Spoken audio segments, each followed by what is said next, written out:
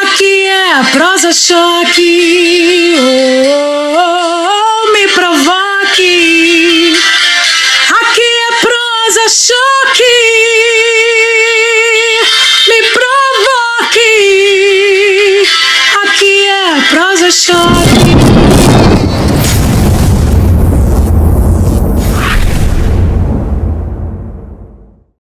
Bom dia, boa tarde, boa noite, sejam muito bem-vindos a mais um episódio do Prosa Choque, o podcast sobre diversidade. Eu sou o apresentador, eu sou o Daniel Lattes, sou psicólogo, psicanalista, sou influenciador digital e venho novamente trazer um recadinho para vocês, meus seguidores queridos do meu coração. O assunto é YouTube.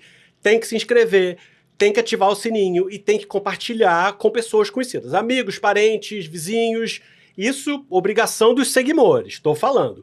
Mas, além disso, o YouTube agora, ele dá uma opção de valeu demais. Valeu demais são joinhas que vocês podem me oferecer pequenas porções de dinheiro para me ajudar nos próximos episódios do Prosa Choque. Então, já agradecendo, valeu demais!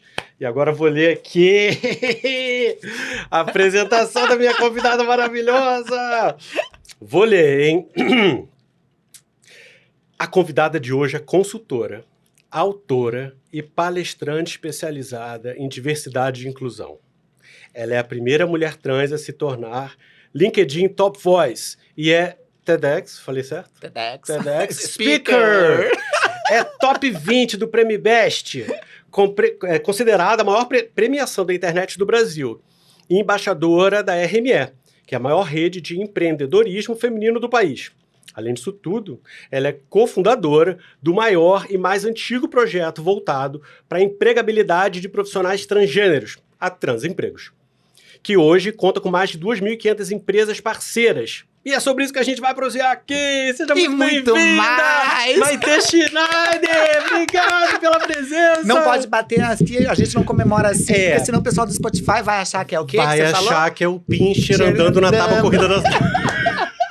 Um prazer Muito estar bom, aqui, Dani. Que bom que deu certo. Que Nessa bom vida que deu rápida, assim, né? certo. Tem que agradecer que tá aqui do ladinho Paulo Samick. Paulo Então a gente tem que Samico! agradecer Paulo Samick de ter feito esta ponte poderosa que a gente se encontrou em São Paulo, né? Acabei de fazer aí.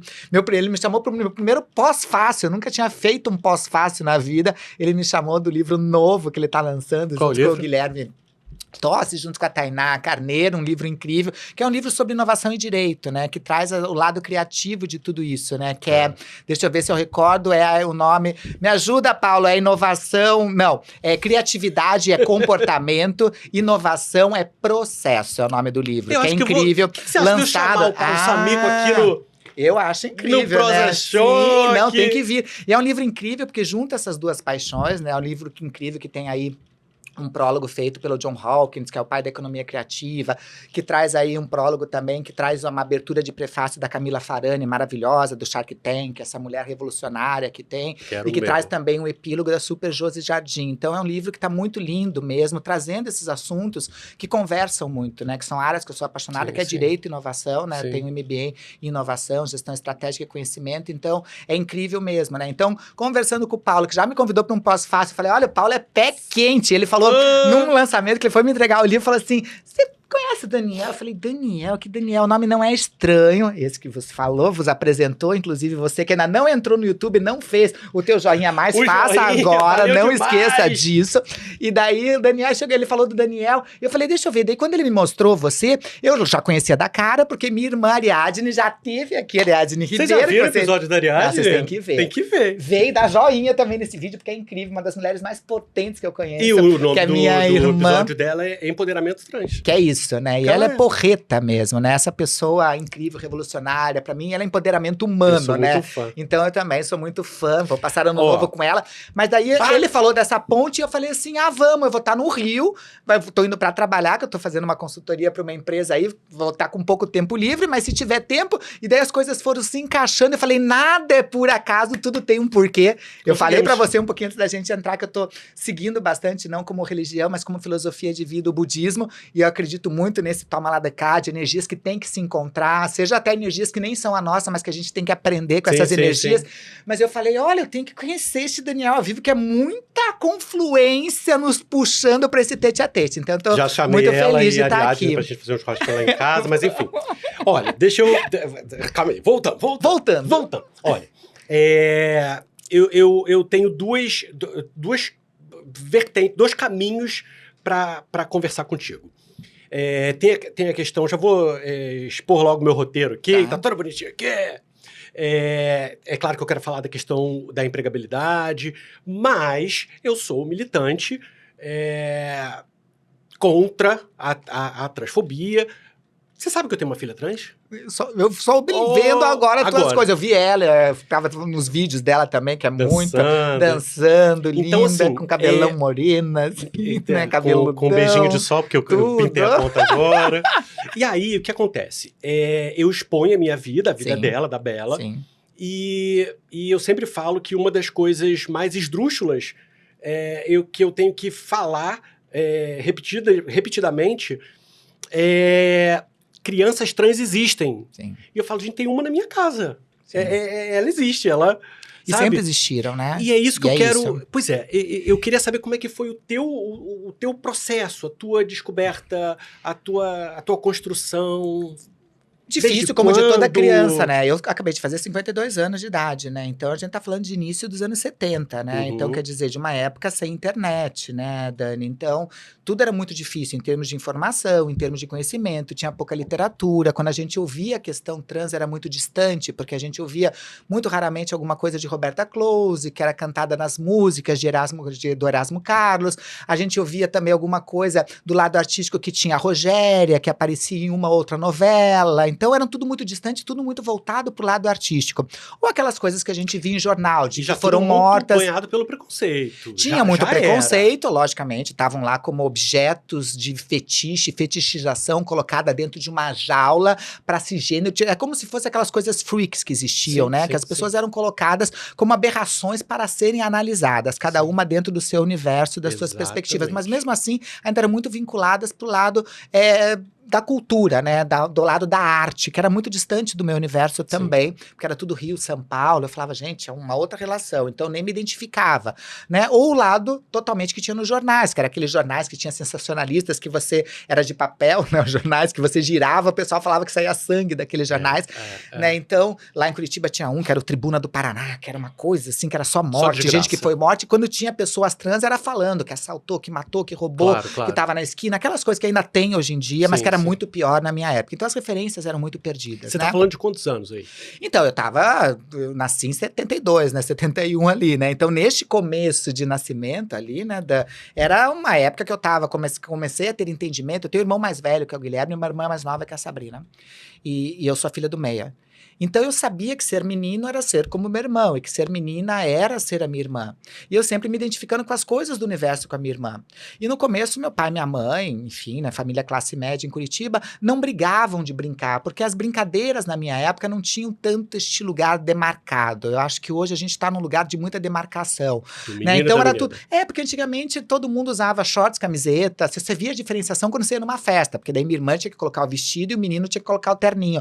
Mas fora isso, era tudo igual. O uniforme do colégio que eu estudei a vida inteira, um colégio franciscano. Brincadeira de rua também. Era brincadeira muito, de rua, que era caçador, vamos jogar caçador, não sei o quê. Quando tinha brincadeira de menina, que era tipo casinha, aí eu podia brincar, só que eu nunca podia ser a patroa. Eu era sempre a que cuidava da casa. Então eu era a empregada, alguém que cuidava da casa. Eu nunca podia ser a patroa, porque a patroa tinha que ter o marido. Então eu não tinha esse direito. Mas eu podia exercer papéis ditos femininos, que era de ser a que cuidava da casa. Tá. A que geria esses lugares. E você queria esses papéis. Mas ao mesmo tempo tava tudo bem, porque eu falei, tá ótimo esse papel pra mim. Tá. Porque eu não queria estar casada, nem via grande empolgação, eu falava, tá lindo isso. Então as brincadeiras eram muito misturadas. A roupa do colégio, o uniforme era igual de meninos e meninas, não tinha nenhuma presilhinha. Você via uma diferença quando uma menina ia com um arquinho, por exemplo. Não podia ter o cabelo comprido, mas eu tinha um cabelo que eles chamavam na época, tinha o juruna, que era o índio, então minha mãe deixava ter um cabelinho maior, que parecia que colocou uma tigelinha, né? Uma cuiazinha e cortava. Então tinha aquele balanço que pra mim já tava ótimo, aquele balanço. Então tava tudo bem até os 6 anos de idade, quando as coisas, né, me colocaram, eu estudei a vida inteira no Colégio Franciscano, que é esse Colégio Bom Jesus, em Curitiba, que é um dos melhores colégios até hoje, com 6 anos me colocaram no meio de uma rodinha né, todos os meus amigos, eu estava saindo do pré para a primeira série, né? Na minha época era primeiro grau, não tinha ensino médio, ensino fundamental, nada disso, era primeiro e 6 segundo anos. grau, né? E depois você ia para fazer a faculdade que você queria, a universidade que você queria. E com 6 anos me colocaram na hora do intervalo do recreio, no meio de uma rodinha, começaram a bater palma e me chamar de Mariquinha. E não tinha Google, não tinha buscador, nada. E eu achei que era um título. Eu não sabia o que significava e eu achei que Mariquinha era bom. Porque eram meus amigos, ou que eu pensei serem meus amigos. Veio a inspetora do colégio, a doutora Neuza, a dona Neuza, muito braba, e falou, Marcou parem com o nome, isso, não né? sei o quê, e vocês vão, todo mundo pra sala de aula. Na época eu achei que ela tava com ciúme, porque eu falei, nossa, só porque eu tô fazendo sucesso? Eu não entendi que ela tava me protegendo do primeiro bullying, que nem nome de bullying tinha na época Não ainda, tinha. nesta época, né? É. E daí eu falava assim, a gente tá falando do ano de 78, e daí eu falava, gente, né, saindo ainda num período de ditadura ainda, a gente não tinha entrado nem numa Constituição Cidadã que veio nascer em 88. E daí eu falava assim, gente do céu, não entendi o que estava acontecendo, que estava todo mundo feliz e brincando. Só soube disso que meu pai ia buscar a gente, nós 3 no mesmo colégio estudamos, e meu pai sempre perguntava, o que vocês aprenderam? E cada um contava do seu dia. E começava sempre o meu irmão contando do dia dele, o Guilherme, que era o mais velho, primogênito, mais começava velho, primeiro. tudo Tá, começava com ele, que era sempre falando alguma coisa de esporte, o Guilherme, contando a história do gol Fiz que um gol, fez, o gol. fiz Não, um- mas ele contava a história do gol, então eram histórias longas, e daí eu falava, não sei o que, daí foi o gol, e eu querendo contar a minha história, né? E quem tem irmão e irmã sabe, né, que a gente fica disputando pra contar qual que é A o... migalha de atenção ali, né? E todo mundo quer contar o dia pra ter aquele brilho especial no olhar do pai ou da mãe quando vai buscar a gente. Tá. E daí o meu irmão contou do dia dele, a segunda pessoa a falar seria eu, que na época era Alexandre ainda. E daí meu pai, eu falei assim, não, deixa minha irmã contar, porque eu queria fazer aquele grande final, Brilhar. né, que é brilhar, dar aquele show de palco. Daí deixei a Sabrina contar do dia dela, que contou o que ela tinha feito, etc. E daí perguntou, e você, Alexandre? Eu falei, bom, gente, o dia de vocês foi incrível, mas eu parei aquele colégio. Mas como assim parou o colégio? Pois é, tava eu no meio da rodinha, não sei o quê, veio um monte de amigos, me colocaram no meio, começaram a bater palma, me chamar de Mariquinha, veio mais gente de outras turmas, gente que eu nem conhecia, até que veio a inspetora com ciúme do meu sucesso, mandou todo mundo pra sala de aula só porque ela não era o centro das atenções, e eu era, não sei o quê. E daí meu pai parou o carro e olhou pra trás e falou, e você fez o quê? Falei, pai, a única coisa que eu podia fazer, pai, eu girei, pai. Eu girei muito, pai, porque eu sou a Mariquinha do Colégio Bom Jesus. A única que ficou feliz foi minha irmã. Porque porque ela não sabia o que era também. Daí ela ainda perguntou, nossa, eu também quero ser Mariquinha. Ela foi fazer psicologia, porque deu um bug na cabeça, né? Ela se formou em psicologia, na mesma área que a tua, né? Numa das tuas áreas que você se formou. Meu irmão mais velho sabia o que era ser Mariquinha. Meu pai sabia, logicamente, me explicaram. Daí, logicamente, eu não queria voltar no carro mesmo. E daí chegou em casa, já chamou minha mãe, falando que não podia ser assim, chamou minha mãe lá e falaram que Mariquinha era uma pessoa que não é bem-vinda, são pessoas que realmente, daí explicaram baseado, porque eu estudava no colégio franciscano, que é pecado, que são homens que são pederastas, eu não sabia o que era pederasta, mas que são homens que gostam de outros homens. Eu falava, não, mas eu não sou isso, tanto que eu nem gostava de outro homem, não, eu queria ser a pessoa que limpa a casa, eu não quero ser a dona de casa que tem um marido pra cuidar de casa, então nada fechava na minha cabeça. E eu falava, eu não quero ser isso, até porque eu não sou isso. Então na minha cabeça não entrava esse argumento, mas ao mesmo tempo estavam me vendo desse jeito. E eu entendi que era por causa do meu jeito. Do cabelo, do meu jeito delicado, de não querer jogar futebol, de querer ficar mais tempo com as meninas do que com os meninos, de querer... Por exemplo, eu ia brincar com meu irmão, não dava certo, porque eu ia brincar com meu irmão, na época, as brincadeiras de menino era o Forte Apache, que tinha o Forte Apache, e o povo lá, que tinha uma parte que era os índios, etc, que a gente chamava nem de indígena, a gente chamava de índio na época, né, que eram os índios, e tinha os mocinhos, que eles lutavam, não sei o quê. Então era o Forte Apache, ou aqueles carrinhos, que era aquele carrinho Matchbox, não sei o quê, que tinha, que era de ferro, que meu irmão fazia coleção, daqueles carrinhos que eram Matchbox, que abria portinha, não sei o quê. Só que mesmo tentando brincar com meu irmão, e eu tentei quando eu soube que eu tinha que ser como meu irmão, porque meu pai falou, imite teu irmão. Meu pai me colocou no judô, que meu irmão já fazia, e me colocou no escotismo. Eu fiquei 10 anos no judô e no escotismo. Porque ele falou, imite teu irmão, senão você vai ter problema. Eu não queria voltar na escola. E meu pai falou, se já vai ser difícil, sem estudo, com estudo... Falou isso. Se com estudo é difícil, sem estudo vai ser pior ainda, Alexandre. Então você vai voltar pra escola. E eu não queria, porque voltar num lugar que eu sabia que tinham feito piada comigo, que não eram meus amigos, não eram minhas amigas, e que vários deles me acompanharam até o final do que era o 2º grau, que hoje é o ensino médio. Entende? Ser a Mariquinha de um colégio franciscano. E eu tentei durante 10 anos imitar meu irmão e não dava certo. Então, quando eu ia brincar com meu irmão de Forte Apache, eu lembro até hoje, né, que ele tentava me puxar pra brincar junto, e ele era sempre o mocinho, eu sempre ficava com os índios e não sei o quê, e daí ele falava, vamos começar o combate e tudo, Alexandre. Eu falava, não, capitão, espera aí que eu estou mandando uma pessoa te visitar no forte. Daí ele falou, mas o que que ele tá mandando? Não, um recado pra vocês. Daí eu escrevia um bilhetinho e mandava lá o meu índio lá entregar. Mas o que que é esse bilhete? Eu falei, leia, comandante, que eu estou mandando. Era um convite de casamento. A gente vai casar lá na tribo e quer que vocês venham junto. Então a gente, em vez de brigar, a gente vai unir a tribo com o forte. A gente vai fazer tudo muito maior, não sei o quê. E daí ele falou, Alexandre, eles não casam. Eles se matam. Eles brigam, Alexandre. Não dá pra brincar com você, então, não sei o quê. Então, eu tentava propor uma outra maneira da brincadeira. Não era bem-vinda lá também. E que não funcionava. Agora, com a minha irmã, tudo que eu propunha em termos criativos, ela adorava. Porque eu chegava pra ela e falava, Maitê, vamos fazer aqui um jantar com as xicrinhas que eu tenho de cafezinho. Eu falava, sim, e se a gente pegar grama e aquelas flores e fizer um bolo de grama? Ela falou, nossa, que incrível, um bolo de grama. E se a gente bater isso com terra pra fazer o nosso café? Nossa, que ideia incrível. Então, ela adorava tudo que eu jogava de criatividade. Sim. Quando eu fazia a roupinha do vestido. Então, minha irmã gostava de brincar das minhas brincadeiras. Né? Minha irmã tem 2 anos a menos e meu irmão tem 1 a mais. Era bem, tudo bem, mais ou menos bem, perto, né? Mas minha irmã topava esse lúdico do universo. E eu só fui entender isso depois, que meu irmão chegou pra mim, porque meu irmão também teve uma dificuldade pra entender o Guilherme, e eu fui entender depois, numa das entrevistas que minha família deu, que foi a única que foi pro ar, até quem quiser assistir, se chama Liberdade de Gênero, é só colocar Maitê Schneider, Liberdade de Gênero, é a única entrevista que minha família fala, que diferente de mim, que sou muito exibida. E nesse filme, meu irmão, num dos trechos que nem foi pro ar, mas nessa entrevista que eles gravaram o dia inteiro com a minha família, meu irmão falou assim, é porque a Sabrina foi muito mais fácil, porque ela ganhou uma amiga. Eu perdi um amigo. Sim. Eu, além de perder amigo, tive que brigar com amigos meus pra te defender. Quando falavam de você, quando riam de você. Você defendia? Sim, sempre defendia. De brigar. Tá. De ir pra cima. Então eu, entre aspas, tive que conviver com essa perda. E ainda perdendo coisas no entorno. Então eu não vi. Então é o único programa que tem minha família, foi o único programa que eu falei super pouco, porque eu me vi através dos outros, porque sempre foi a minha história. E ali era a minha história, e sempre chegava com uma coisa que todo mundo tinha que resolver, com uma questão, e ali eu pude ver como eles se sentiram com tudo que eu passei. E que eles passaram juntos, porque são família. Claro. Então foi a primeira vez que eu pude me ver. Então o meu olhar de criança foi um olhar que foi muito conturbado. Primeiro por não ter conhecimento, a informação não chegava, não existia essa informação, Sim. Não existia lugares pra gente buscar. No meu lugar não tinham pessoas trans, né? Claro. Então quer dizer, isso fez com que a minha primeira tentativa de suicídio foi com 13 anos, a outra eu tava chegando quase em 16 anos. Porque eu não me sentia parte daquele lugar. Sim. E ainda tinha um lado religioso, que sempre foi muito forte, a religião católica. Claro. Então eu tinha aula de religião no meu colégio.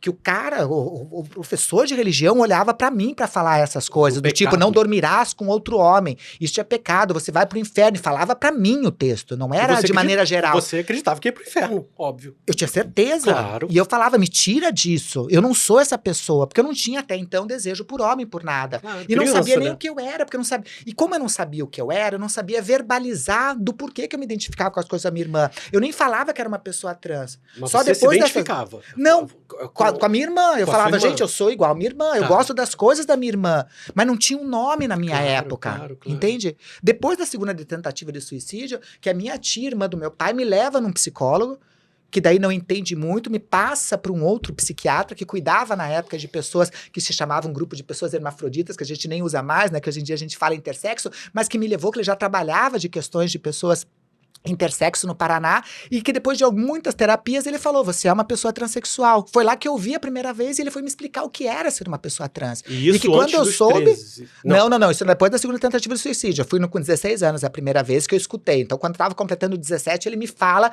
de ser uma transexual depois de ficar quase 1 ano em terapia com esse profissional. E que ele falou, você é uma pessoa trans. Eu falei, que é isso? Você só foi nomeada com 17 anos. Com 17 anos de idade.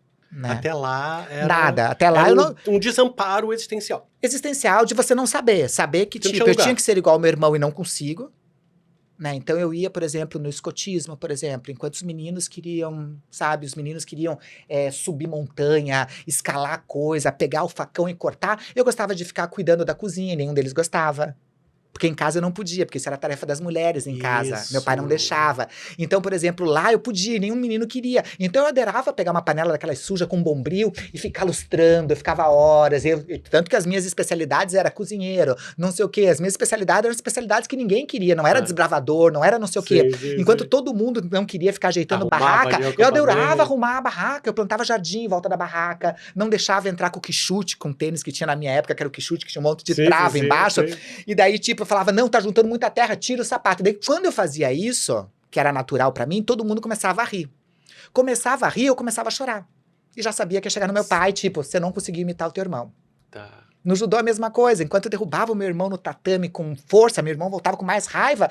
Quando chegava alguém com o kimono sujo, porque tinha uns que nem limpava aquele kimono, ficava encardido, eu falava, nem vou lutar, o cara nem limpou o kimono, que nojo. Daí todo mundo começava a rir, eu começava a chorar.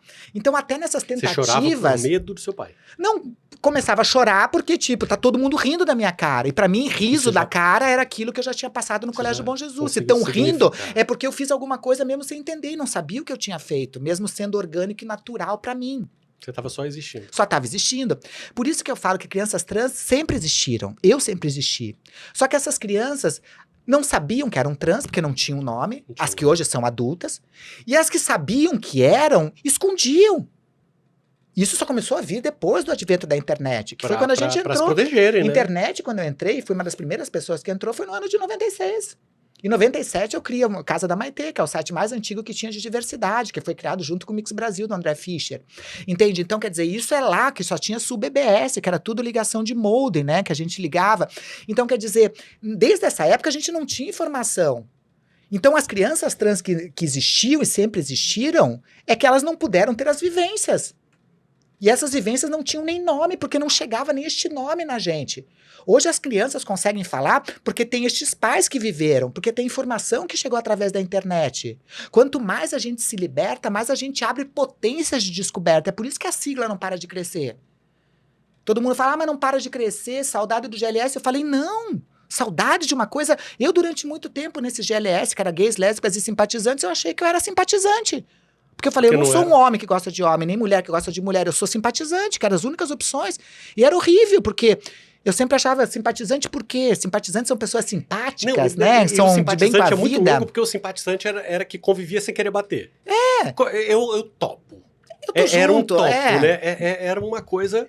Que era uma coisa que tô junto, mas não tô. Também não defendo, não acho legal. Mas se você quer ser desse jeito, desde que não seja na minha frente, eu siga essa... Sabe, era essa coisa que a gente fala dessa pessoa que não agride, mas não quer conviver. Sim. Que respeita, mas não aceita, sabe? Sim. Que te deixa livre, mas não voa muito alto, entende? Sim, então é sempre aquela coisa com reservas. Então, essas crianças que hoje em dia são adultas, elas conseguem falar deste lugar.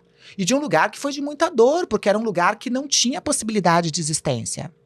Entende, Dani? Sim. Então, o meu lugar veio muito deste lugar, que eu acho que é muito do que pessoas da minha época viveram, né? Sim. Que foram se permitir muito mais tarde. Daí todo mundo fala, era muito mais fácil. Eu falo, não fale isso. Né? Se nós somos quase 8 bilhões de pessoas no planeta, deveríamos ser 8 bilhões de letrinhas.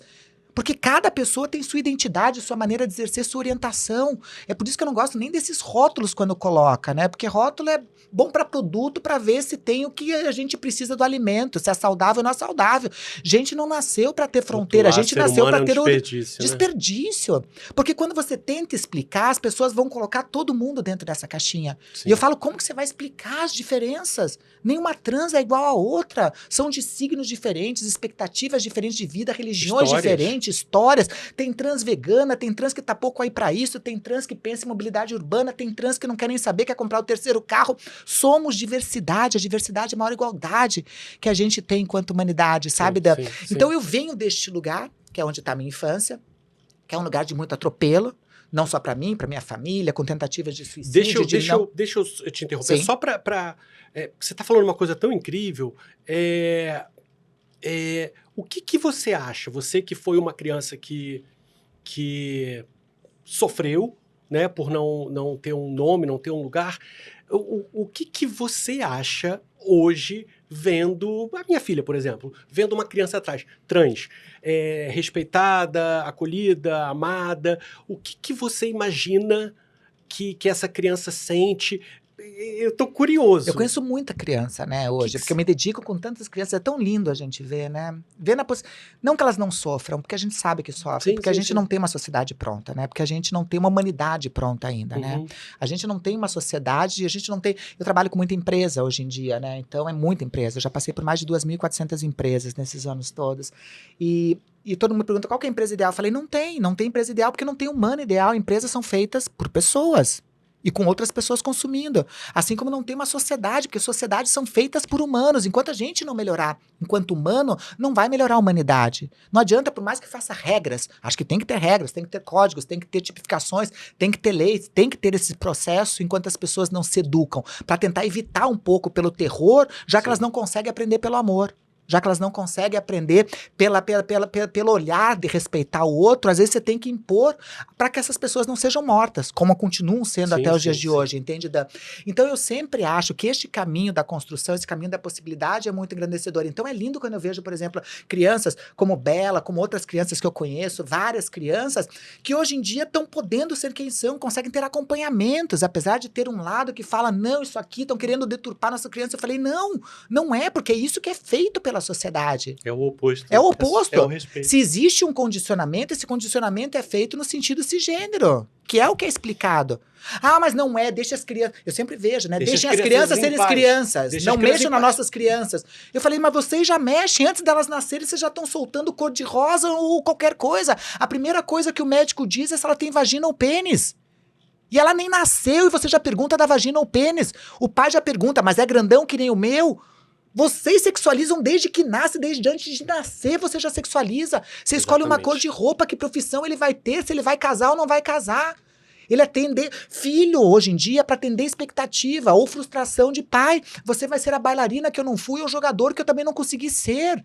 Não é para simplesmente botar uma criança para que seja o melhor que o mundo possa ter dentro da felicidade, da potencialidade que ela seja. E daí quando eu vejo essa liberdade que eu encontro normalmente em pais que muitos têm que aprender.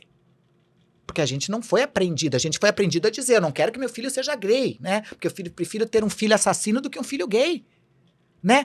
E às vezes esse discurso que é falado da boca para fora, mas que dói de maneira real dentro das pessoas que sentem, é de uma crueldade tremenda, porque muitas vezes o pai e a mãe falam isso no sentido de proteção. Eu até acho que não é, pelo menos as que eu conheço, no sentido de eu prefiro de verdade, mas fala porque sabe que não é fácil. Ser pai de uma criança trans não é fácil, porque por mais que ele tente proteger, o mundo não está preparado para aceitar não pessoas trans, a diversidade que todos nós somos em geral. Então, pessoas que saem dessas regras, entende, Dan, por qualquer coisa, vão sofrer muito em algum momento da vida, entende? Em algum momento da vida, entende? Seja por pessoas perto, seja com as proteções que tiverem, mas eu fico muito feliz dela poder ser, porque se eu pudesse naquela época ao menos ser, eu acho que as 2 tentativas de suicídio não tinham acontecido, que foram frustradas, né? Ainda bem. Sim. Na época eu queria fazer, não era pra chamar atenção, como muitas pessoas pensam, eu queria me suicidar pra chamar atenção, eu me sentia um problema e queria terminar esse problema, porque eu via que meu problema trazia, o jeito de eu ser e não conseguia mudar isso, trazia infelicidade pros meus pais. Eu via que eles tentavam mudar, eu via que quando eu chegava com uma questão, parecia, nossa, de novo, Maitê, de novo, Alexandre, você não consegue. E eu via a frustração deles, porque eles ficavam, muitas vezes, tinha um programa de humor na minha época, que nem gosto, né, desse programa, mas que ficava, onde foi que eu errei, que o pai falava com relação ao filho. É um pouco dos sentimentos que na minha época eram muito presentes nos pais de pessoas LGBTs, que se perguntavam, principalmente quando tinham outros filhos, por que um deu certo e fiz a mesma educação? Meu pai perguntava isso pra ele mesmo. Putz, eu coloquei no mesmo colégio, eu coloquei no judô, o que foi falta? Eu bati num e bati no outro, eduquei da mesma maneira, por que são diferentes? Entende? E mais do que diferença, por que um deu errado? Porque um deu errado. Esse era o ponto. Então tinha essa culpabilização, sabe? Então era tudo muito cruel. Então quando eu vejo essas crianças, né, que você perguntou, eu fico muito feliz. É um jeito de eu dizer, tipo, olha... A gente tá indo para um caminho bom, ainda tem muita coisa para fazer, entende? E eu acho lindo. Eu ainda sofro, porque eu acho que essas crianças vão encontrar, eu fico pensando, gente, e como que vai ser o primeiro amor da vida dessas crianças, né? E que encontre uma pessoa legal. E lógico que isso não é a qualidade de ser trans, eu vejo várias amigas minhas cisgêneras com as suas crianças tendo relacionamentos péssimos, entende? Não é a qualidade de ser cis ou trans. Mas eu falo, ai, gente, pra trans vai ser ainda um pouquinho mais difícil, entende? Que ela ache uma pessoa legal, né? Mas daí eu palestro em muito colégio também, né? Eu vou em muito colégio palestrar. Esses dias eu fui palestrar numa escola em Heliópolis, né, que é uma comunidade que tem grande em São Paulo, enfim. E daí eu fui palestrar para 300 alunos, né, todos ali na faixa até uns 13, 14 anos de idade ali, e daí tinham visto a minha entrevista no Jô Soares, no programa Jô Soares, o professor tinha passado, teve um conselho de pais para ver se me autorizava, 2 pais não autorizavam que os filhos assistiam, não deixaram os filhos assistir. Eu falei, gente, normalmente é os filhos que mais precisariam, mas os pais não queriam, beleza, mas o resto foi. Então deu 300 alunos, mas os professores juntos, tipo, olha, com muito cuidado com o linguajar, não sei o que, eu falei, tudo bem, fui pra falar de diversidade. Depois de 15 minutos nesse colégio, eu tava falando de sexualidade, porque eles confundem diversidade na idade deles com sexualidade. Eles já estavam, parecia aquela, me esqueço o nome, que vai no Serginho Grossman, que ela tira dúvida. Não sei o que, Miller, Laura Miller. Beijo, Laura, é você. Então parecia quase uma Laura Miller, né, que daí eu entendi, que daí já perguntavam, olha, se beijar assim, se não porque sei o que, tudo tinha um tal. espaço pra perguntar. Pra perguntar na escola. E daí eu falava assim, gente, beleza. Daí eu fui tirando as dúvidas, as professoras, não, pode falar disso, ele já sabe de não sei o que. Eu falei, tá bom, fui tirando as dúvidas. Daí eu tava indo embora, que eu falei, gente, eu tenho que ir embora, que eu tenho outro evento.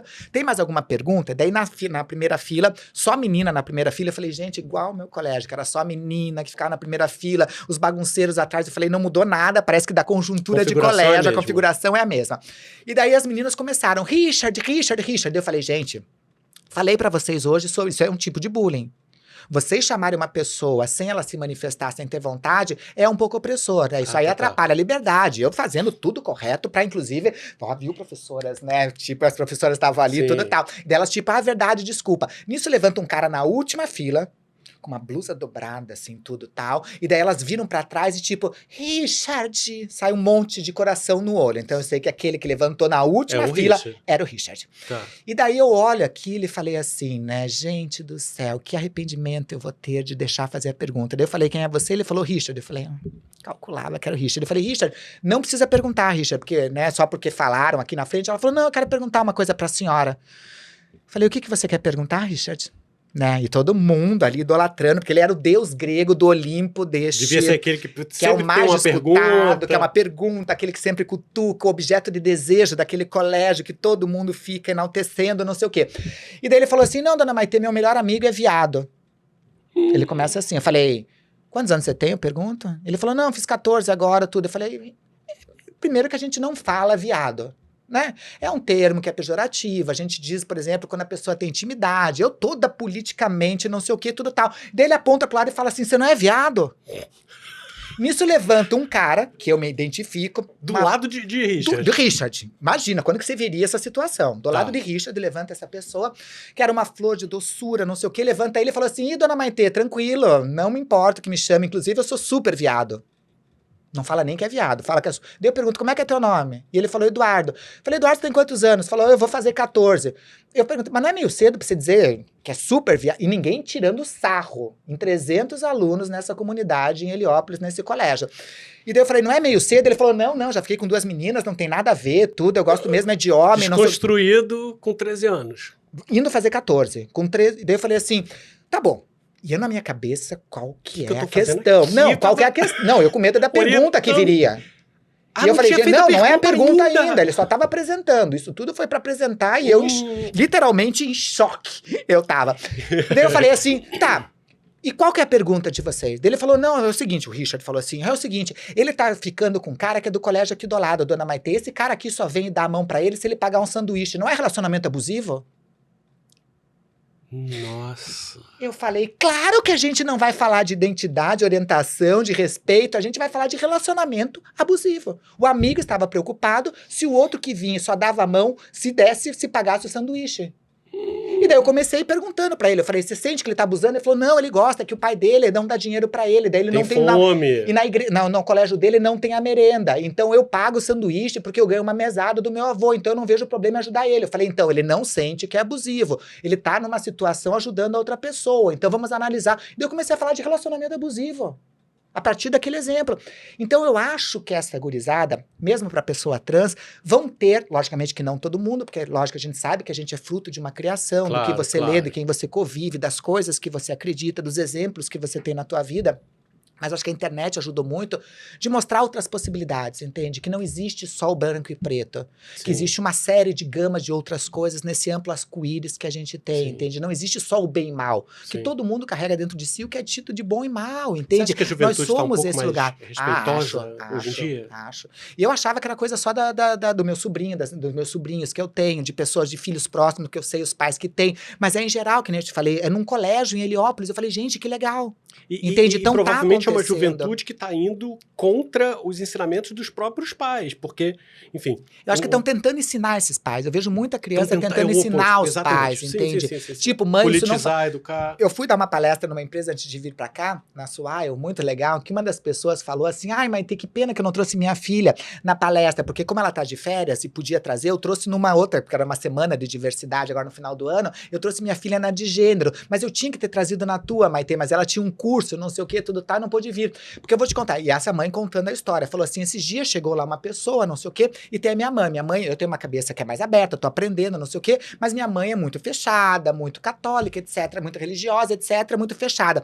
Diz que tava a filha dela, que tem 12 anos, né, e a avó começou a ver um programa de televisão, e que teve um beijo lá, tudo e tal, ficou bem famoso, e começou a falar, tipo assim, nossa, mas não precisava beijar tanto assim, não podia dar um beijinho na testa, que é muito mais carinhoso do que esse beijo de língua que parece que teve, do beijo da Plim Plim que aconteceu e que causou polêmica. Sim. Diz que na hora que ela começou a falar isso, a de 12 anos falou assim, ainda bem que eu não tô gravando, né? Você sabia que você poderia ser presa e que isso se chama homofobia? E que é comparado com racismo? Com 12 anos falando isso pra avó.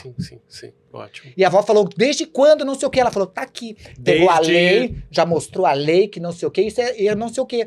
Porque se você não gosta do beijo, é no beijo pra todo mundo, né, avó? Por que você não falou do beijo que a outra deu, 2 cenas anteriores, que ela deu um beijo muito maior, inclusive na cama, né? A Valdene nem foi na cama, né?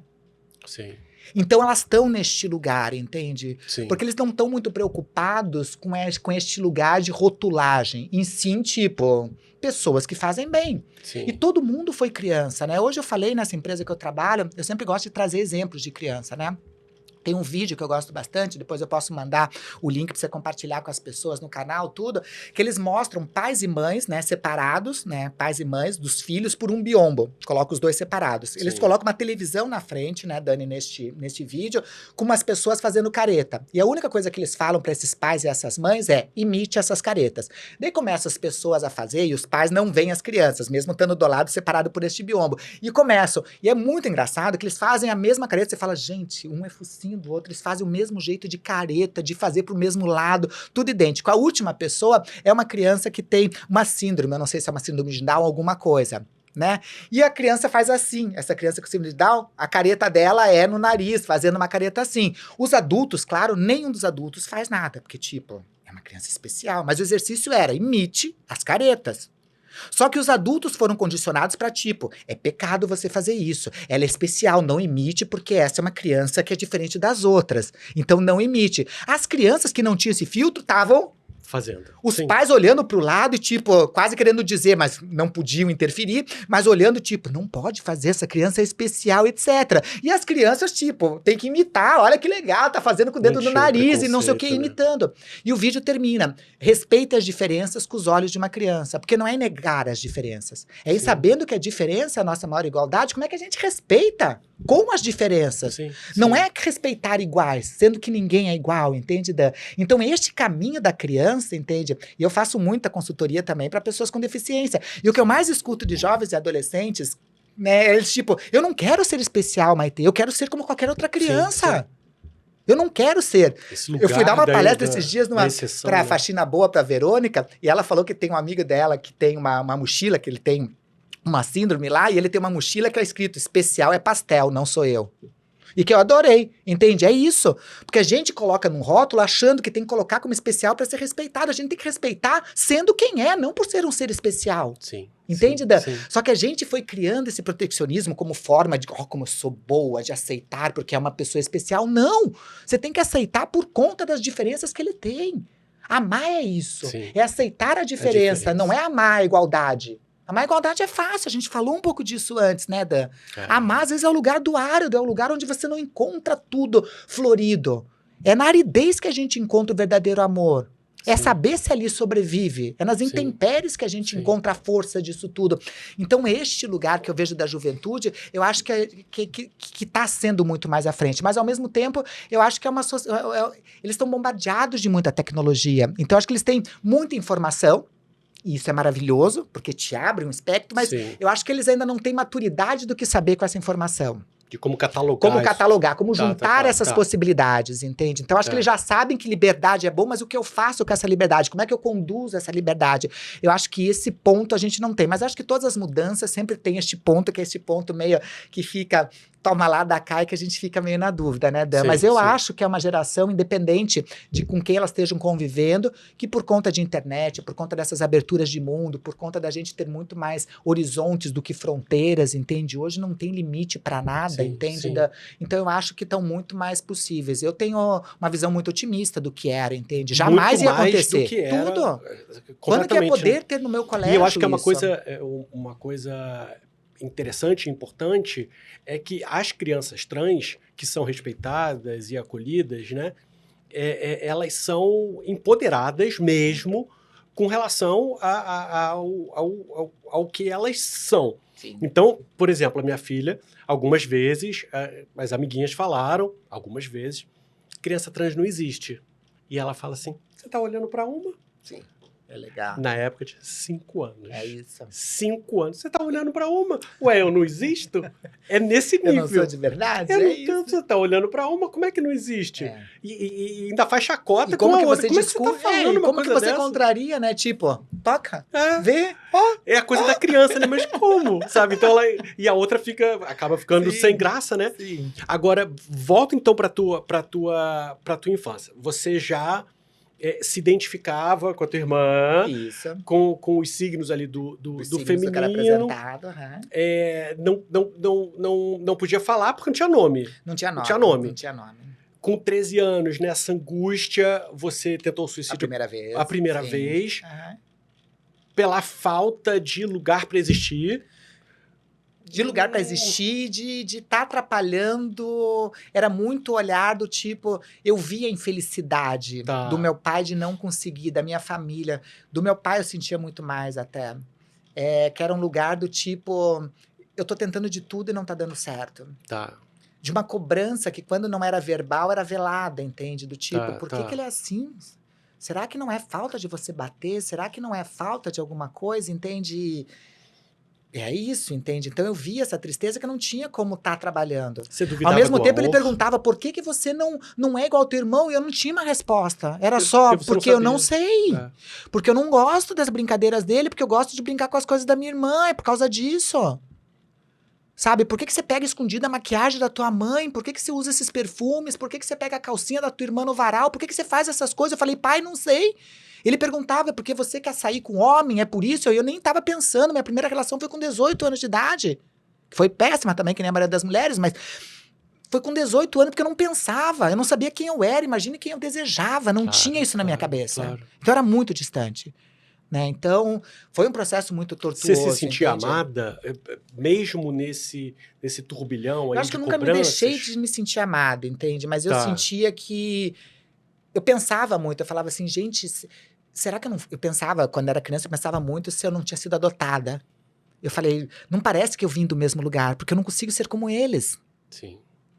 E eu falava, mãe, mas como é que foi meu parto? E minha mãe nunca foi de contar muita história de Você, parto de então, ninguém. foi aí. Sabe, não foi de contar de ninguém. E daí eu falava, deve ter sido isso. E daí me mostrava foto minha de bebê. E daí eu falava assim, mas nem parece eu. Então eu tinha essas Era coisas uma do teoria. tipo. Era uma teoria que eu tinha pra tentar justificar que eu tinha que vir de alguma família que tinha que ter alguma referência, já que com essa eu não Você tinha. já viu aquele filme Minha Vida em Cor-de-Rosa? Uma Vien Rose, maravilhoso. Que Que é a ele- história do Ludovic, né? Que ele É a história faz do a... Ludovic. Já sei o que aconteceu. O meu xizinho Caiu na chaminé, no chaminé, do vizinho, caiu, isso. bateu e Só é isso. precisa... Não, caiu na lá de lixo. Na Bateu lata no de lixo, chaminé. a Ou lata de lixo seja, abre e cai ali dentro ainda. Só preciso achar a letrinha. Ele é a Pronto. letrinha. Não, Porque maravilhoso. tem essa... Pra mim, é um dos Porque- melhores filmes. porque isso Quem não acolhia. assistiu esse Mavien Rose Pra é mim é o melhor. maravilhoso. Pra mim é o É um melhor. filme meio antigo, que é do Berlier, eu acho que é o nome do diretor, tudo. É um filme lá de 79, mas é incrível. Não é 79 não. Não, acho que é Eu vi 89. no cinema. Eu vi no cinema. Jura? Eu vi no cinema. Eu vi no cinema. Mas é antes dos anos 2000 ali, não Isso, é? É eu antes acho. dos anos 2000. É. Tá. século passado, então, né? Eu sou... Mas você não acha tão fácil assim. Você acha Não digitando, acho. mas não tá nessas Netflix, não tá nesses lugares Não. da vida, infelizmente. eu, Mas é um eu tive filme, que comprar. pra mim, é um dos mais tenho lúdicos que ele. tem. E lindo, lindo, Quem lindo. mora perto, eu empresto. E lá mostra o terror, inclusive, do pai, da mãe. Tem uma avó Uma junto no avó. filme, né? Fofinha com a avó, que ela solta o lúdico. A Ludwig É. solta este lugar do lúdico. Que tem ela se vê com uma boneca ali também, com a Barbie deles ali, né? Mas que fica naquela relação. A Pam. Que fica naquela Eu já vi relação, 1000 vezes né? esse filme. 1000 vezes também, né? O Ludwig é uma graça. E o final é uma total. graça também, não vou dar spoiler. Mas é Não uma vamos dar graça. esporte, assistam mesmo. Mas que trata deste lugar, né? Do não entendimento da família que tem, porque a família se pergunta, onde foi que eu errei? Né? O Ludovic ali, Sim. né? E o Ludovic também tinha mais irmãos ali também, porque que Também. um irmão vai, né? E a cena quando a primeira que ele desce na escada com o sapato da mãe no meio de uma festa e É. aquele silêncio na escada, né? Então Porque vem os irmãos, aí o pai vai apresentar para a vizinhança. Vou Os falar para filhos, vocês né? verem. Os filhos. Vou apresentar meus filhos para vocês. Esse aqui é o fulano, especialista em matemática. Esse aqui é o fulano, especialista E a em filhinha da- geografia. Essa aqui é a fulana, especialista em sei lá o quê. E aí desce o menino de brinco, batom, vestido E aquele imenso. sapato da mãe gigantesco, sapato enorme, imenso, né? Com o pé de andando salto ali alto. dentro. E aí ele aparece ali e orgulhoso Sim. ali, né? Achando que o pai ia apresentar com o maior orgulho também. E aí o fica pai todo falou, esse mundo... aqui é o Ludovic, especialista em disfarce. eu lembro, já vi 1000 vezes esse filme. Não, maravilhoso, Especialista em né? disfarce. E o que é legal é porque, vejam, ele se prende numa fantasia, numa construção para poder se acolher. Sim. Você tinha isso, você Não você lembro. conseguia se acolher. Não, eu não tinha esse lugar, né? Eu tive muito tempo uma questão de amigo imaginário, eu tive bastante, de conversar com amigo imaginário, que não tinha um rosto, que não você tinha falava? nada, de me acolher. O quê? Com a pessoa? Sim, falava. Mas, não. mas o que você falava? Você falava... De Porque relações você que eu não tinha tinha... nome. Não tinha nome. Também não era menino e não era menina. Tá. Mas era a uma pessoa voz. que eu falava assim, nossa, aconteceu isso, que eu vinha chorando, que chegava essa pessoa e falava assim, não, mas isso acontece muito aqui também comigo. No lugar onde eu tô, isso é muito comum. Então a pessoa respondia que, tipo, você não tá sozinha. Tinha um outro lugar, e era um lugar que não tinha nome, a pessoa não tinha nome, não tinha nada. Mas daí eu falava assim, não sei o que, tudo tal, mas lá também tem pais. Falou, não, aqui os pais são diferentes. Eu falava, mas como são os pais, não sei o quê. Então respondia daquilo que eu gostaria era de uma ouvir, troca. entende? Mas a pessoa também não falava, tipo, olha, eu sou menino e menina, não tinha. Ou você é isso, não tinha. Claro, Era uma claro. troca de tipo, fique em paz que tá tudo bem. Pra se acolher, Não é com né? você, Você entende? pensava no futuro? Não pensava não no pensava? futuro. Não. Quando eu tava na escola, eu queria terminar a escola, que pra mim era um ambiente... Sair dali. Né, eu só tive 2 amizades. Enquanto as pessoas se lembram de amizades, eu me lembro bem porque eu só tinha 2. Né, porque eu era mariquinha de um colégio franciscano. Sim, Eu me tornei uma das melhores alunas como forma de contrapartida, não porque eu gostava de estudar. clássico. Eu Né? também. Então é isso. Eu comecei a ver que, tipo assim, nossa, o Alexandre é assim, assim, assado, mas é um ótimo aluno. Era o único caderno que tinha todas as matérias. Então todo mundo tinha que conversar comigo em algum momento Pra pegar pra tirar emprestado. xerox na época. Tá. Né, pra tirar cópia, porque eu era a única que tinha do começo ao fim. Você foi boa aluna até... Não, até entrar na faculdade, tudo. Tá. Sempre fui. Daí eu comecei a gostar de estudo, porque eu comecei a ver que estudar era bom. Sim, Não só bom por abrir porta, mas bom que me colocava num lugar diferencial, entende? Sim. Hoje eu amo ler, aprender, né? Tô agora fazendo MBA em psicanálise também na tua área, porque eu quero aprender mais sobre gente. Então, amo, mas foi o legado bom, né? Sim. E também poder escolher o nome, né? Que é uma das vantagens de ser trans, né? Porque todo mundo Me nasce e conta. ninguém escolhe o nome quando nasce. Você já nasce e falam, olha, vai levar o nome do teu avô, da tua avó. Meu pai deu o nome de Alexandre por causa de Alexandre o Grande. Sem nunca ter me visto. Sem pressão, Porque sem a pressão. repressão porque ele falava, não, Alexandre o Grande, por causa que com a espada conquistava o mundo. Eu falei, gente, nem espada tem mais, pai. Então olha que erro, né, de nome. Eu pude escolher o nome de Maitê, então as pessoas não podem escolher. Então Como acho é que é que uma das surgiu? poucas vantagens de Como é ser que Maitê nasceu? Maitê nasceu, como tudo na minha vida, não Com foi quantos anos? escolha, né? Maitê nasceu quando eu tava frequentando boate lá, que era GLS, na época em Curitiba. GLS. Quando eu soube da questão do que era ser trans, eu fui na primeira boate GLS. Então eu tava um pouquinho antes de completar 18 anos. Só podia entrar com 18, mas eu entrei um pouquinho antes de 18 anos. Tava faltando uns 2 meses pra completar 18 anos. Fui numa boate GLS, que era super conhecida lá em Curitiba, que chamava Época, a boate que ficou fazendo muito sucesso. Curitiba só tinha uma dessas boates e ficava aquelas pessoas na frente fazendo performance. E eu fiquei, antes de entrar no boate, fiquei uns 2 meses antes de entrar, só olhando e falando, nossa, eu nunca vou entrar ali, porque essas pessoas devem ser, porque era o que faziam na minha cabeça. Até que um dia eu criei coragem, a primeira pessoa que me tocou, eu saí correndo e demorei mais 2 meses pra voltar lá pra dentro. Claro. Enfim, aqueles terrores todos. Até que eu comecei a gostar daquele lugar, comecei a pegar um hotelzinho junto com uma amiga minha, desses baratinhos, desses hotelzinhos de viração, não sei o quê, levava as roupas escondidas numa mochilinha, me vestia de Maitê e ia pra esta boate. Chegava nessas boates, perguntavam, qual que é o teu nome? E eu, Alexandre. E daí as pessoas, não, outro nome, você não tem outro nome. Eu falei, mas que outro nome? Eu não entendia, porque a gente não falava em nome social. A gente não falava nada disso. Eu respondia, Alexandre. Claro. Daí ele falou, mas você não tem nada, quem é Alexandre? Até que na época tava passando uma novela da Maitê Proença, que chamava Felicidade, a novela. Tava passando essa novela da Maitê Proença, e daí eu perguntava, não sei o que, e começaram a me chamar de Maitê por causa do olho. É verdade. E daí o pessoal começou a olhar pra mim, tipo assim, como é que é teu nome, não sei o que, e começaram a falar, não, vai ali com a Maitê. E daí eu falei, quem que é a Maitê? Falou, você é Maitê. E eu falei, eu sou Maitê? E ali ficou Maitê. Todo mundo começou a chamar de Maitê. E acabou ficando Maitê. E o Schneider também não é meu. Hoje é meu porque eu coloquei também. Foi a primeira pessoa trans que coloquei um sobrenome, porque sobrenome você só pode mudar por casamento ou por contração de matrimônio. Na minha época não podia quando eu fiz, né? Você só podia trocar o prenome. Na minha época, pra você ver, você só podia trocar de nome se você tivesse feito cirurgia. E além de fazer a cirurgia e ter o laudo na minha época, você ia pra uma equipe de médicos que te analisavam numa equipe médica, sabe, perguntando, tem clitóris? Tem tantos lábios? Eles analisavam você além de ter o laudo. Então só assim que você conseguia trocar de nome depois de muita luta. Então na minha, que eu troquei em Porto Alegre, saí de Curitiba, que era muito preconceituoso, e fui pra Porto Alegre. Foi até a doutora Maria Berenice Dias, que é minha segunda mãe, que trocou. Quando ela tinha saído de desembargadora, ela falou, o teu vai ser o primeiro caso que eu vou pegar. E daí ela conseguiu colocar o Schneider, porque na época, em Curitiba, todo mundo se conhece pelo sobrenome. Caldas de Miranda é filho de não sei o quê. Como eu não queria trazer mais essa tristeza pra minha família, eu tava na frente de um prédio onde minha mãe morou muito tempo em Curitiba, que chama Teodoro Schneider. E eu tava procurando sobrenomes. Incrível. Maitê Ribas, Maitê colocando Montenegro. Eu sempre apaixonado pela Fernanda Montenegro. Eu falei, Maitê Montenegro. Ai, que nome forte. Eu ficava tentando ver o nome. Até que eu olhei sem querer, nenhum fechava na minha cabeça. Eu olhei, Teodoro Schneider. Falei, Maitê Schneider. É esse. É este. Assim ninguém vai saber que eu vim da família Caldas de Miranda. Daí quando eu fui trocar o nome, meu pai chegou na época e falou assim, mas você não vai tirar o Caldas de Miranda, né? Eu falei, claro que não, né, pai? Agora vai ficar Maitê Schneider Caldas de Miranda, pai. E daí eu coloquei o Schneider, entende, no meu nome. Então foi tudo muito sem querer, tanto nome, sobrenome. Tem gente que tem história romântica, que quer homenagear a prima. Eu acho lindo, mas as minhas histórias foram assim vieram de presente da vida. Não, adorei essa de olhar pro prédio ali. Agora, vamos dar um pulo. Tá. Como que você começou a se interessar pela diversidade, em militar, em entrar nesse... Nessa época, como porque... que foi? Quando eu tive, então, essa tentativa de suicídio, depois eu fui no psicólogo, daí ele falou de pessoas trans, daí eu não queria ser trans, porque quando ele falou do que tinha que fazer, do tanto de hormônio que eu tinha que tomar, porque ainda estava muito condicionado às cirurgias, que na época não tinha SUS, não tinha processo transexualizador, não tinha nada disso. As cirurgias eram feitas só fora do Brasil, tudo muito caro, as histórias muito distantes, me falaram do processo, que era pra vida inteira ter que tomar hormônio. A primeira coisa que eu falei, primeiro eu fiquei feliz, porque eu falei, gente, então eu não sou a única. Ele acreditava na época que era uma a cada 100 mil pessoas era trans, tinha esse dado, que até hoje eu vejo em alguns lugares falando que uma a cada 100 mil. Eu falei, gente, bem mais, mas tudo bem.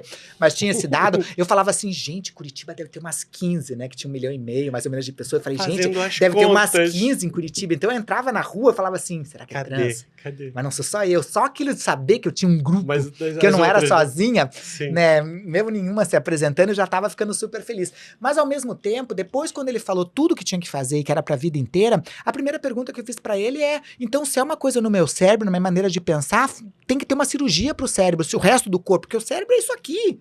O corpo é tudo o resto, faz o meu corpo, minha cabeça pensar como o meu corpo.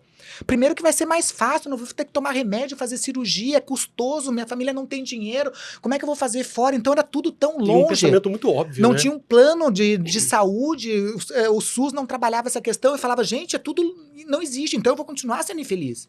Porque como que eu vou fazer isso? Tá. Daí que ele falou, Maitê, não se transforma cérebro, não se muda. O que a gente pode mudar é corpo. E daí meu pai me colocou no primeiro plano de saúde, que eu tenho até hoje, vamos fazer de maneira certa, etc. Daí quando começou essa percepção, que eu falei, eu tenho que achar meus pares para entender. Daí eu comecei a ir num dos grupos que é mais antigo que tem de militância, que é do Paraná, que se chama Grupo Dignidade. Tinha o Grupo Gay da Bahia, né, que era o mais antigo que tem no Brasil, Sim. do Luiz Motti, de tudo isso. Tinha o Grupo Arco-Íris do Rio de Janeiro, aqui, Sim, de Cláudio sim, Nascimento sim. e tudo, que já estavam nessas articulações Sim. lá. A gente tá falando do ano de 85, deste ano, então eles já estavam nessa efervescência, com muita luta, com muitas conquistas disso.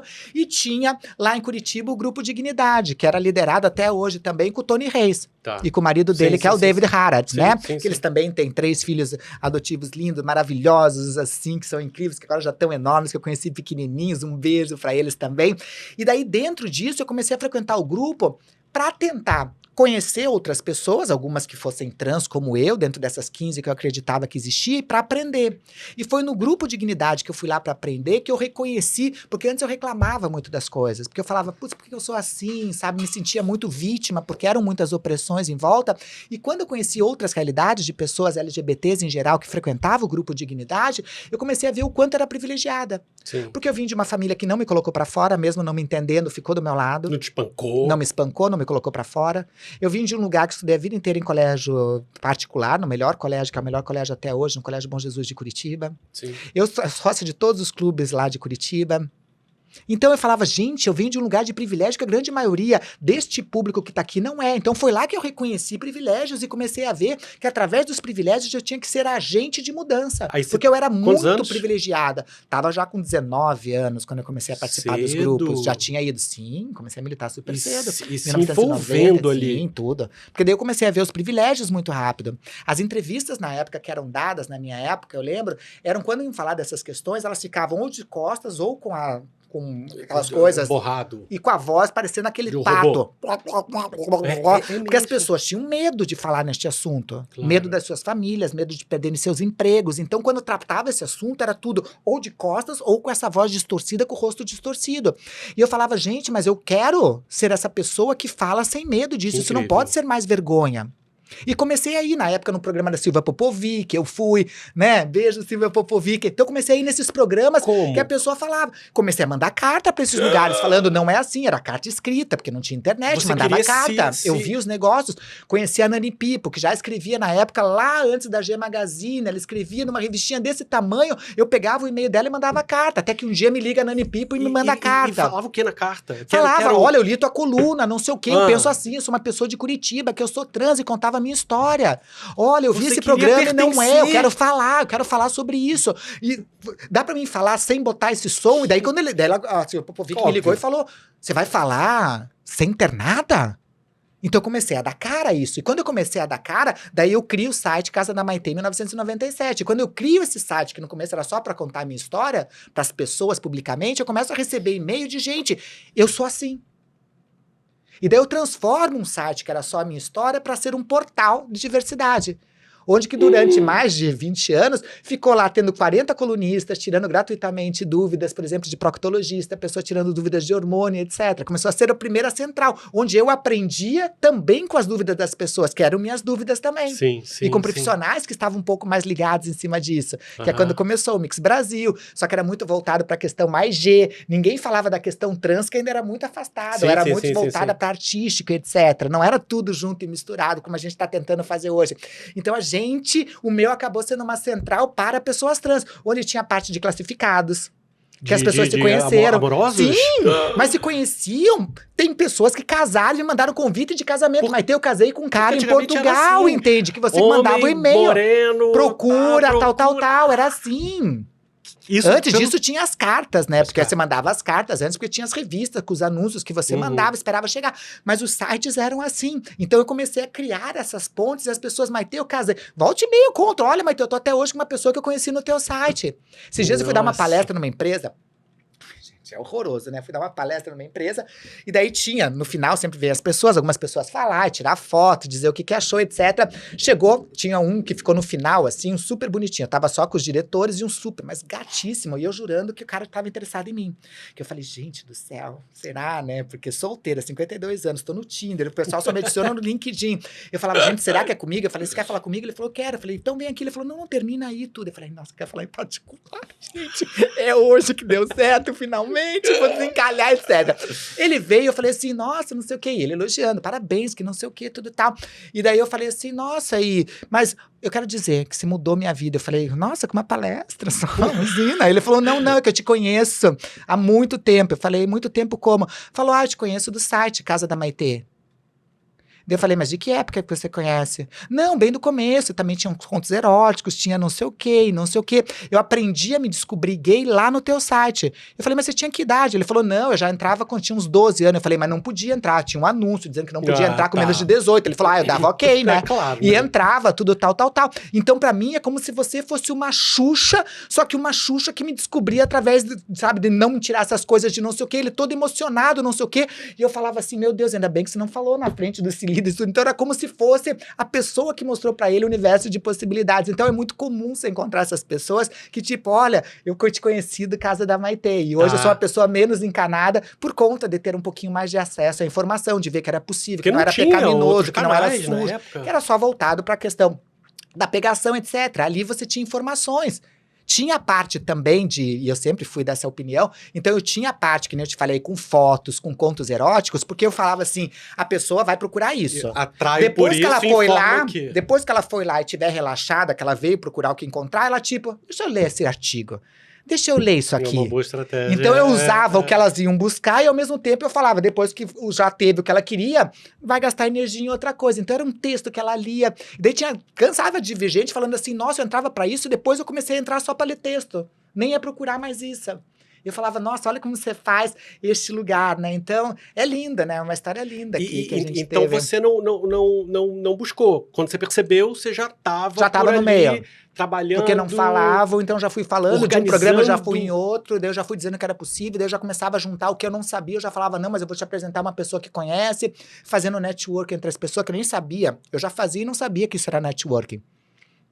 Quando eu fiz a primeira cirurgia, que a primeira cirurgia que eu fiz, porque não tinha apoio, não tinha nada, eu mesma comprei bisturi, fio de sutura e eu tirei o meu testículo sozinho em casa. Nem vou contar essa história, porque eu contei lá, você pode assistir no Jô Soares, tudo dessa história que eu conto, inclusive o que eu fiz com o testículo, né? Eu conto no Jô Soares. Também quero saber.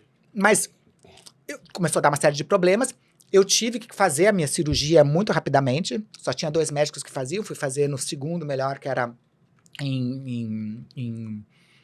onde que era? Como é que é o nome da cidade? Eu fiz em Jundiaí 7, a outra foi em Ribeirão. Mas as 7 primeiras. E eu não tinha dinheiro, porque era pago, não era pelo SUS. Eu fiz a primeira campanha, que hoje eles chamam de vaquinha, de crowdfunding, que é muito comum, vamos fazer uma vaquinha, etc. Eu fiz antes de existir vaquinha, que eu chamava de formigueiro. Eu falava, como é tanta gente visitando, meu site era muito visitado, eu falei, se todo mundo puder doar um, não sei o que, aquelas histórias.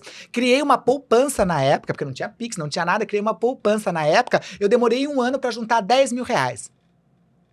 E daí fui eu e minha mãe fazer a cirurgia. E foi lindo, porque tá com a minha mãe neste momento, e minha mãe, depois que eu fiz a cirurgia, falou, que importante estar neste momento, nesse teu novo parto, né? Então é o segundo parto teu que eu tô junta. E daí eu falei, mãe, só que este aqui não é parto. Parto foi o primeiro que você teve. Nascimento meu é agora, mãe. Então, parto foi o primeiro. Nasceu, tô nascendo agora, né? Expliquei pra ela. E ela tava junto quando eu fiz o meu primeiro xixi. E ela do lado com o médico. E o médico tá doendo. Eu falei, não, eu tô desesperada porque eu não consigo controlar o volume. Porque ficava... Eu falei, gente, onde que é o volume disso? Porque faz um barulho. Eu não quero, porque minha mãe tá do lado. E eu toda envergonhada. Então, a gente foi descobrindo junto esse processo. Eu falei, gente, uma pessoa... que quando eu era mais nova, também teve suas dificuldades. Minha mãe teve muita dificuldade. Eu fiquei 10 anos sem falar com a minha mãe. E foi muito difícil. Porque foi um período que minha mãe estava se separando do meu pai. E eu fui, logicamente, quem que vai ficar com quem? Meu irmão decidiu, minha mãe se separou quando eu tava com... Foi um pouco depois do primeiro suicídio. Eu tava com 17 anos quando minha mãe se separou do meu pai. Foi quando vocês brigaram? Que eu já tava nisso, que eu tava indo no psicólogo, né? Mas com 17 anos, e daí ficou aquela coisa, quem que vai ficar com quem? Meu irmão já falou, eu vou ficar com meu pai. Minha irmã, eu vou ficar com a minha mãe. E eu falei, bom, eu sou menina, com mãe e com a Sabrina. Vou pro universo das meninas, que é o meu universo. Mas como foi a época que eu comecei a estar em terapia, que eu comecei a tomar hormônio, meu cabelo começou a crescer, eu comecei a usar maquiagem, não sabia me maquiar, então era aquela coisa que eu não sabia me pintar. Como eu não tinha dinheiro para comprar roupa, eu andava no prédio da minha mãe, em todos os andares, procurando lixo. Então eu procurava meia usada no lixo, pegava meia que estava rasgada, que as pessoas não queriam, resto de esmalte que eu via dentro.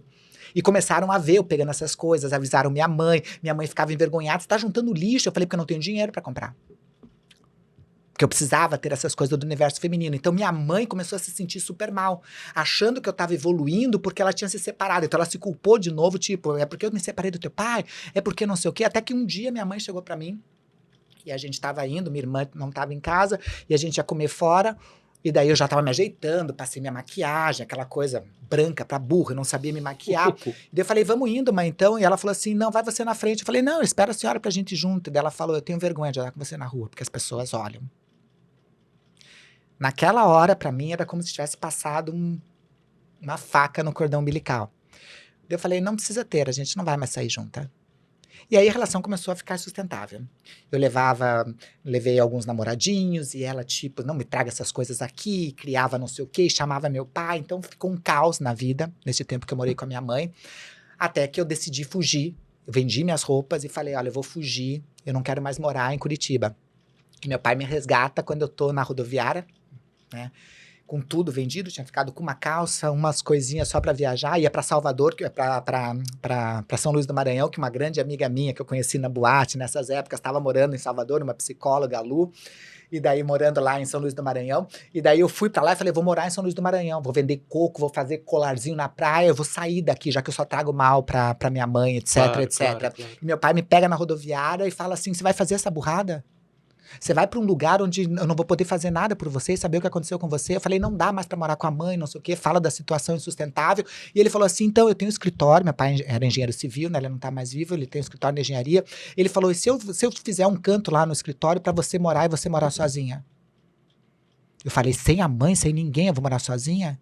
E ele me leva. Ele me faz um cantinho lá no escritório dele, me dá a chave e fala assim, essa é a tua chave, e aqui dentro só entra quem te respeita, seja família ou não.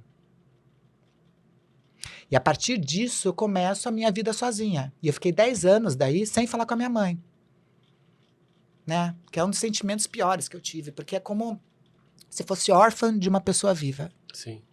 Então, eram 10 anos sem Natal, que ela ficou sem saber de mim, da gente se cruzar na rua Curitiba super pequena e de não se cumprimentar. Eu com raiva dela por achar que pai e mãe deveriam ser seres super evoluídos, que é uma besteira, né, que eu aprendi depois com o tempo, mas eu achava que pai e mãe, só de olhar pra gente, sabia quem a gente era. Que pai e mãe, mesmo que eu fosse culpada do pior crime do mundo, ela estaria levando marmita lá do meu lado, dizendo, é inocente. Era o sentimento. Eu não sou mãe, mas me parecia que mãe deveria ser assim pela conexão. Sim, sim. E é uma ilusão mentirosa, né? Porque pais e mães são que nem qualquer pessoa, que mesmo tentando acertar, erra. Mesmo tentando acertar. Mas eu tinha essa visão de que, tipo, ela só de olhar pra mim tinha que estar do meu lado. E eu não estava fazendo nada de errado. E, ao mesmo tempo, também não gerava a conversa com ela. Então, foram 10 anos de afastamento, que foi muito doído para ela, que foi fazer terapia do lado dela. Depois de 10 anos que a gente voltou a se aproximar. Hoje tá tudo bem. Então, uma pica o alho, outra corta a cebola. A gente vai viajar junto. A gente pegou um navio, saiu de Santos, foi até Hamburgo, 21 dias dentro de um navio. Então, a gente faz coisa junto, foi legal. Programa de amigas. De dividir as coisas, entende? Dela me perguntar de relacionamentos, de eu contar, dela dar dica de roupa, dela comprar roupa e falar isso aqui fica melhor em você. Sabe, ela é muito perfeccionista, eu raramente vejo minha mãe sem maquiagem, às vezes me cobra uma hiperfeminilidade, porque ela vê o que ela te cobra? Porque ela fala assim, Maitê, essa unha tá descascada, Maitê, você quer ser mulher, seja... Na cabeça dela, mulher só existe dentro deste conceito, que não pode ter um fio junto. Chegou um tempo que eu falei, mãe, pare de me dar tanta escova de cabelo. Falou, parece que você não usa escova, né, Maitê? Porque o cabelo tá todo não sei o quê, tá sem corte, tá não sei o quê. Então ela me cobrava uma hiper também feminilidade. De um lugar, que ela sempre foi muito do tipo, raramente eu vi minha mãe sem maquiagem na vida, que ela já acorda numa produção, porque pra ela é o referencial que ela tem Do que é ser dos que é mulher. ser mulher. Tá. Então, muito daquilo foi absorvido. Hoje em dia, que eu falei, gente, por isso que eu dei uma entrevista esses dias para um livro que perguntou assim, quem é a Maitê? Eu falei, não, eu vim de um lugar de Alexandre, que eu fui educada até 16 anos, construí essa Maitê que foi muito baseada nas mulheres que eu tinha na minha vida, porque eu conhecia muitas poucas outras mulheridades, e hoje já não é mais nem a Maitê que eu construí também, hoje já é um outro lugar. Que não é de Alexandre, que passou por Alexandre, que tem essa história, que foi construída nessa Maitê, que veio deste lugar que eu contei pouco pra vocês, e que hoje está construindo foi um se outro aprimorando, olhar, né? entende? Que eu não sei qual é, entende? Que eu sei que tem muita coisa dentro de mim querendo explodir, muita coisa querendo trocar, muita coisa querendo passar, entende? Eu quero mais e mais, eu quero conhecer este mundo diferente, quero criar essas pontes nesses abismos que existem de desigualdade, eu quero ver este lugar melhor para mais gente, entende? Porque eu Sim. acredito que o mundo bom só é possível se estiver bom para maior número das pessoas. Não Então, pode ser bom só para alguns, entende, Dani? O respeito te motiva.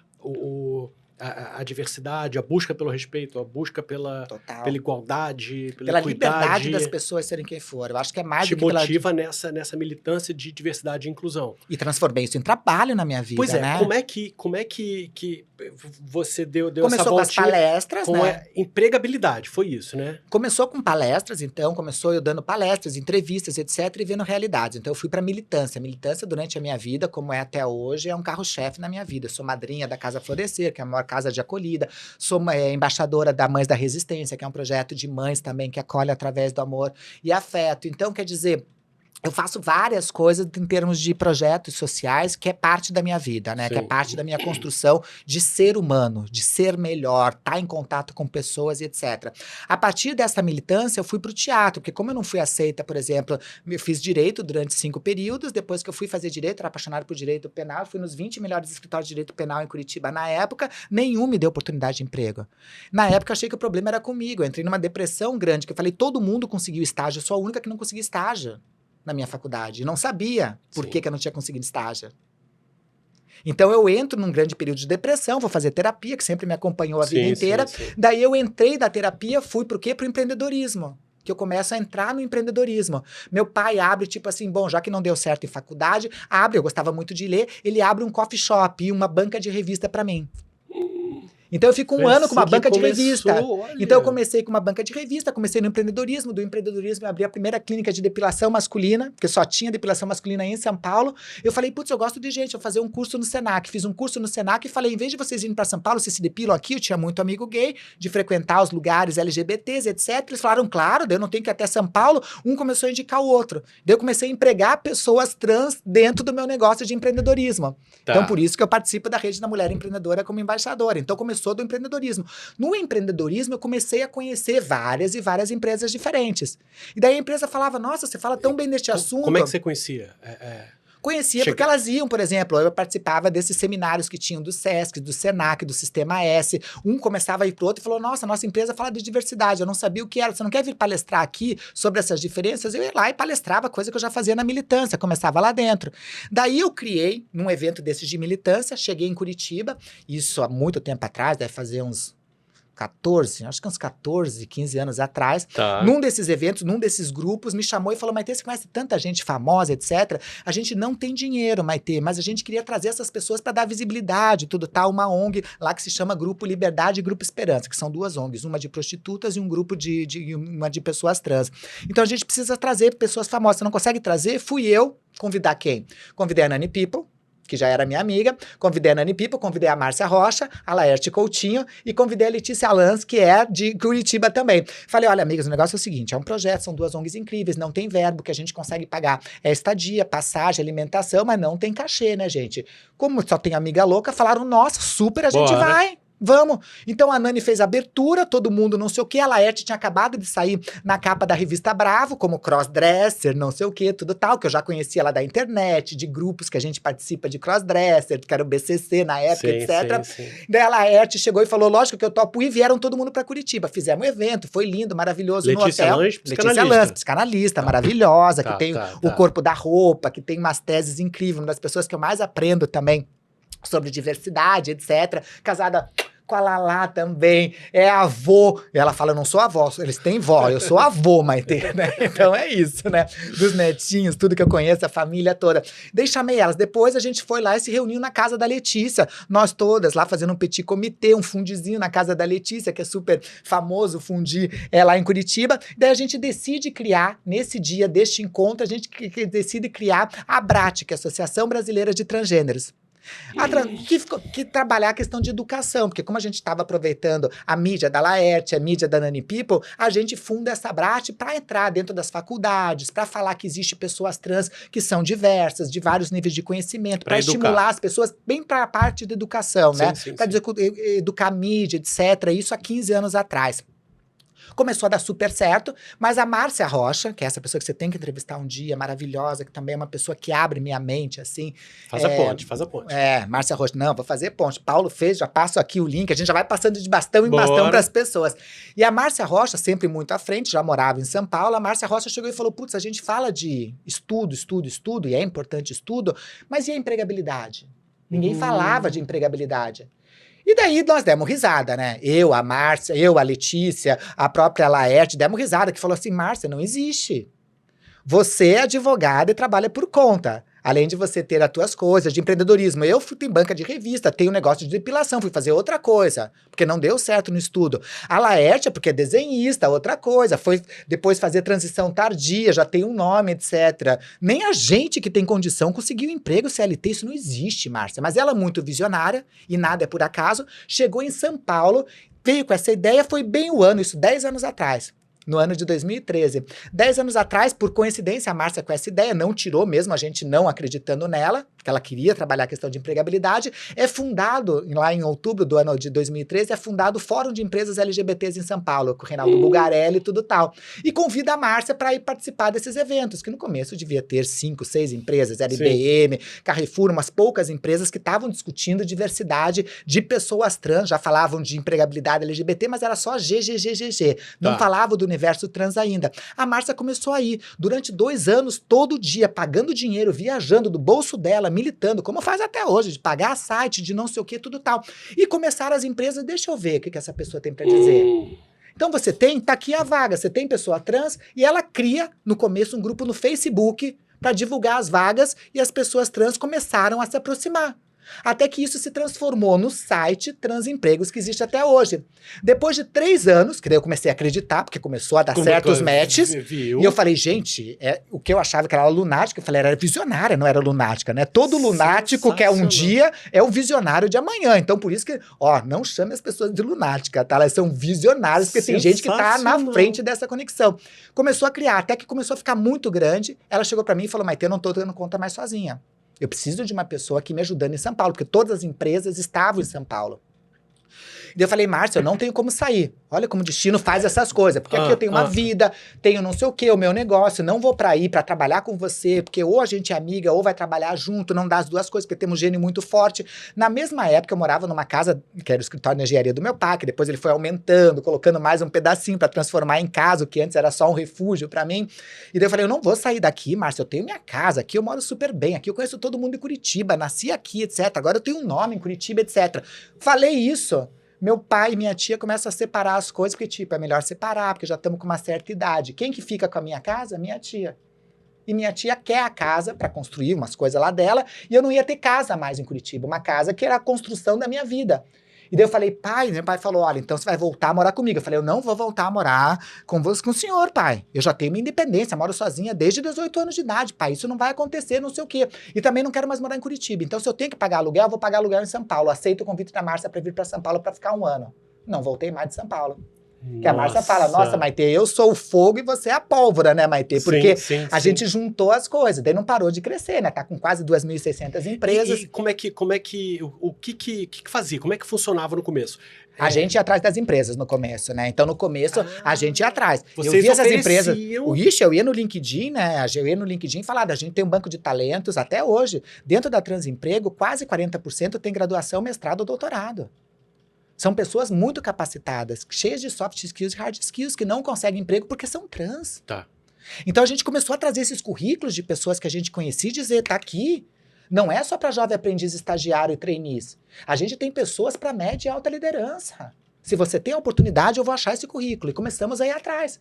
E as pessoas trans começaram a enviar os currículos pra gente, que no começo a gente imprimia. Não tinha nem divulgação? Nada de divulgação. Era boca a boca? Não, começou no site, começou no Facebook, que as pessoas começaram nos comentários a marcar, começou a crescer, começou a ficar uma rede no Facebook, continua até hoje. A gente não abre mão, então tá lá no Facebook. Só que daí foi criando o site. No começo foi um site feito pela Daniele, né, que hoje em dia tá lá no Canadá morando. Depois veio umas outras pessoas, até que daí o Fábio Pugliese, que cuida hoje, ele modernizou, colocou. Então hoje você entra lá, você consegue, tem milhões de filtros para você colocar os filtros que você deseja de cidade, profissão, o que você quer e aparece vagas específicas, você se candidata, bota coisa tudo gratuito, não é nada cobrado da Transemprego, é tudo gratuito, né? Tá. Tanto para a empresa quanto para as pessoas trans.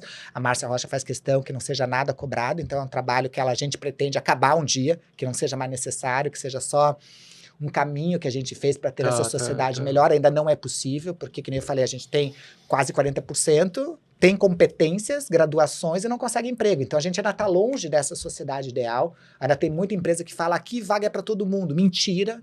Sim. Muitas, mesmo ganhando prêmios, são fechadas. Elas falam de empregabilidade LGBT, mas é GGGGG e normalmente GGG branco, que não falam de interseccionalidades. Sim, sim. Normalmente gays que não pareçam gays, se você é afeminado, você vai ter mais problema de inserção, mesmo nas empresas premiadas em diversidade e inclusão. Então a gente está anos-luz ainda dessa construção de um caminho. Tá menos ruim, estamos melhorando, mas ainda falta muito, sabe? Então começou neste caminho. Ela é um trabalha site só. exclusivamente com esse pessoas match trans. Entre empresas que abrem vagas e na outra ponte. Tá. E ao mesmo tempo preparando essas empresas também. A gente prepara essas empresas para serem os melhores lugares de acolhida. Com treinamentos, com letramentos, né? Com tudo me isso. tira uma dúvida, isso não é o Integra Diversidade? Não, Integra Diversidade é uma outra consultoria só de mulheres, que daí foi feita. Como é que é? Foi a convite. A Kaylin, que é uma pessoa que foi a fundadora aí, junto comigo e com a Mariana, a Kaylin conhecia a Márcia Rocha, aquelas pontes.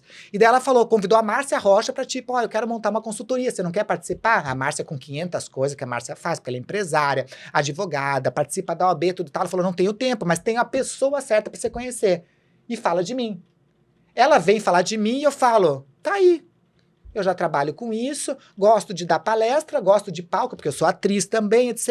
Uma das minhas formações é atriz de bacharelado de interpretação e de direção. E falei assim, inclusive, gente, se vocês estão assistindo, assistam na Netflix. Eu estou na nova série aí de Volta aos 15 com a Maísa. Eu estou na 2ª temporada na série, então vocês vão me encontrar lá. Estou na nova série da Paramount, que é lá Anderson Spider Silva. Eu faço uma sorveteira. Então eu tô metida nessas ramas, tá fluindo. Né? Sou dubladora, tô na Eu Nunca também na Netflix, também como dublagem. Então a Márcia Rocha me apresentou, eu falei, pode ser. E daí eu falei, Márcia, mas eu vou trabalhar com empresas, etc. A Márcia falou, mas é igual trabalhar no palco. Você tem um público, você vai ter um tema e você tem que fazer as pessoas se apaixonarem por isso. E quando ela me falou isso, eu falei, é um palco? Você vai estar lá na frente. O olhinho brilhou. É não sei o que, sim. Eu vou ter um texto, sim. Eu vou ter não sei o que. Eu falei, então é isso. Tem aplausos no final, gente, é isso. Brilhou. Então, eu troquei os palcos, amo palco, mas troquei para fazer isso. E hoje em dia, depois entrou a consultoria, porque daí aquele me propôs o emprego, eu falei, olha, eu não sei, nunca fiz. E comecei a trabalhar com empresas. E a partir disso já foram 2.400 empresas que eu já passei. Estou aqui no Rio de Janeiro fazendo trabalho para uma empresa, 600 pessoas, 2 treinamentos por dia. Então, é o que eu amo fazer, né? Ano passado, ano retrasado, no ano de 2022, eu dei 726 palestras no Brasil inteiro. Este ano eu quis diminuir um pouco, porque eu fazia loucuras na minha vida em 2022, logo depois da pandemia, que voltou tudo muito rápido. Eu fazia muita loucura, então às vezes eu palestrava de manhã no Nordeste e à noite eu palestrava lá no Rio Grande do Sul. Então eu saía lá de 40 graus para ir para 8. Então minha saúde começou a ficar muito para baixo, 52 anos, né, gente, etc. E daí eu falei, agora eu quero diminuir um pouco. Este ano eu tô fechando com 412 palestras este ano e quero manter. Porque daí eu falei, olha... 23. De 2023, 412 palestras. Eu falei, olha, diminui quase metade, porque foi de 729 para 412, entende? Mas é o que eu amo fazer, gosta né? do palco, né? Eu gosto do palco e gosto de ver a reação das pessoas. Você plantar sementes, né? Sim, de formar. Eu terminei minha frase, minha palestra hoje, eu tenho usado muito essa frase, que é de uma escritora chamada Djanira Silva. Não é de Jamila, que eu amo, Ribeiro, é de Djanira Silva, que é uma escritora de Recife maravilhosa. Leiam sobre ela. Mas ela tem uma frase, Dani, que ela fala assim, a gente acha nessa vida que a gente é o que a gente junta. O dinheiro que a gente junta, as roupas que a gente junta, os amores que a gente junta, os trabalhos por onde a gente junta, mas a gente não é o que a gente junta, a gente é o que a gente espalha. E a gente se preocupa tanto nessa vida com o que a gente junta, né? Sendo que o que a gente junta a gente nem leva. Se você quer morrer de caixão, você sabe que não tem gaveta. Se você é daqueles que vai botar fogo no corpinho, entende? Sabe que vão botar fogo no que você está tentando levar, que você juntou a vida inteira. E a gente se preocupa muito com pouco com o que espalha. A gente se preocupa no ter e pouco no ser, né, Dan? Nessa coisa desenfreada. Então, quando eu faço essas palestras, é muito de tentar plantar semente, porque eu acredito que todo mundo nasceu para ser terra árida. Ninguém nasceu para escassez de não brotar nada. É que a gente fica aficionado achando que, tipo, eu quero brotar de mim uma árvore frondosa. Não, tem gente que nasceu para ser tubérculo, que vai alimentar as pessoas, tem gente que nasceu para dar flor, tem gente que nasceu que vai dar fruto, tem gente que vai dar sombra, mas todo mundo tá aqui com um propósito, nasceu para ser semente de alguma coisa. E nessas palestras eu posso regar essas fortalezas. O que eu vejo de gente, às vezes eu vejo gente que fala assim pra mim, Maitê, eu escutei você em cima de um trio elétrico há 10 anos atrás. Eu falei, gente, é impossível você lembrar. E a pessoa, eu lembro da frase, e ela diz a frase ipsis literis, que ficou na cabeça dela. Marcou, eu sei que né? ali brotou. Que ali eu joguei água que fez nutrir alguma coisa nela, seja de esperança, seja de uma possibilidade, seja de uma crença que ela já tinha, mas não tinha coragem de fazer aflorar, entende? Então o que eu gosto disso, gosto de aplaudir, sim, sou uma escorpiana com ascendente escorpião, lua escorpião, mas não gosto como? Adoro ser exibida, né? Então eu sou muito exibida, até porque durante muito tempo na minha vida, tudo que eu não queria era me exibir. Tá. Eu fiquei muito tempo não sendo eu. Eu Se detestava escondendo, espelho, né? eu detestava espelho. Eu não conversava com as pessoas, não gostava de falar, eu detestava a minha voz, eu não gostava do formato da minha mão, eu achava que eu tinha que virar do avesso.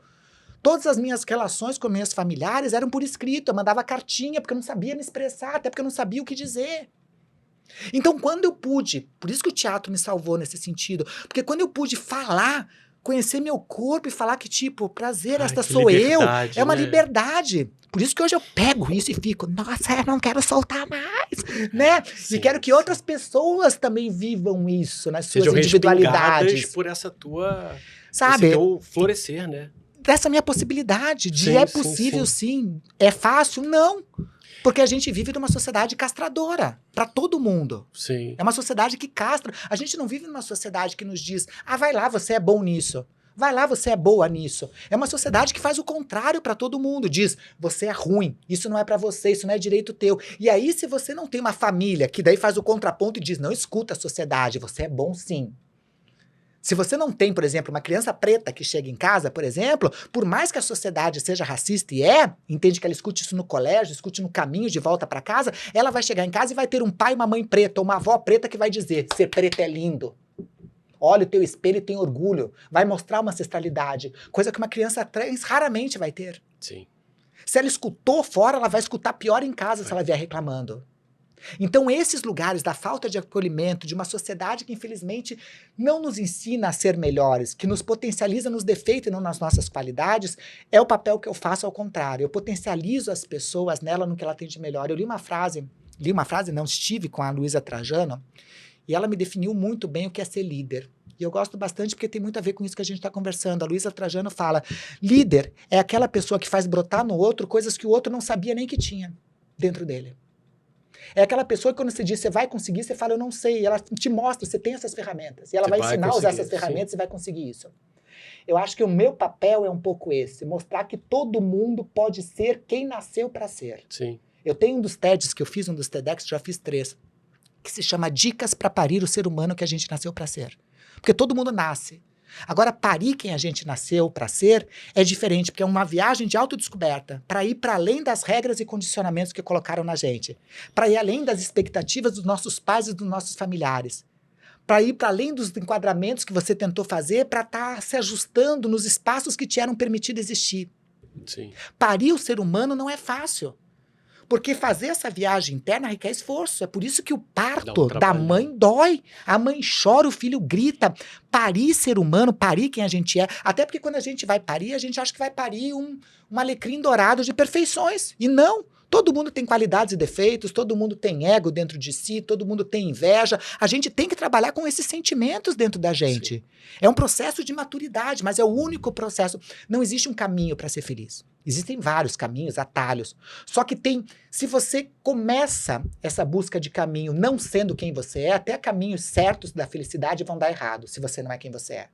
Agora, quando você é quem você é de maneira plena e íntegra, até caminhos que são dito errados se transformam em caminhos certos, entende, Dan? E é por isso que eu insisto cada vez mais em fortalecer pessoas, porque aí cada vez menor vão ser a descoberta de caminhos errados. Ou quando eles acontecem, eles vão ser convertidos, vão ser um turning point para uma potência de algo melhor na vida da pessoa, entende, Dan? Sim, e além desse lugar de regar sementes e descobrir potencialidades em pessoas, você se percebe uma referência para jovens meninas ou pessoas trans?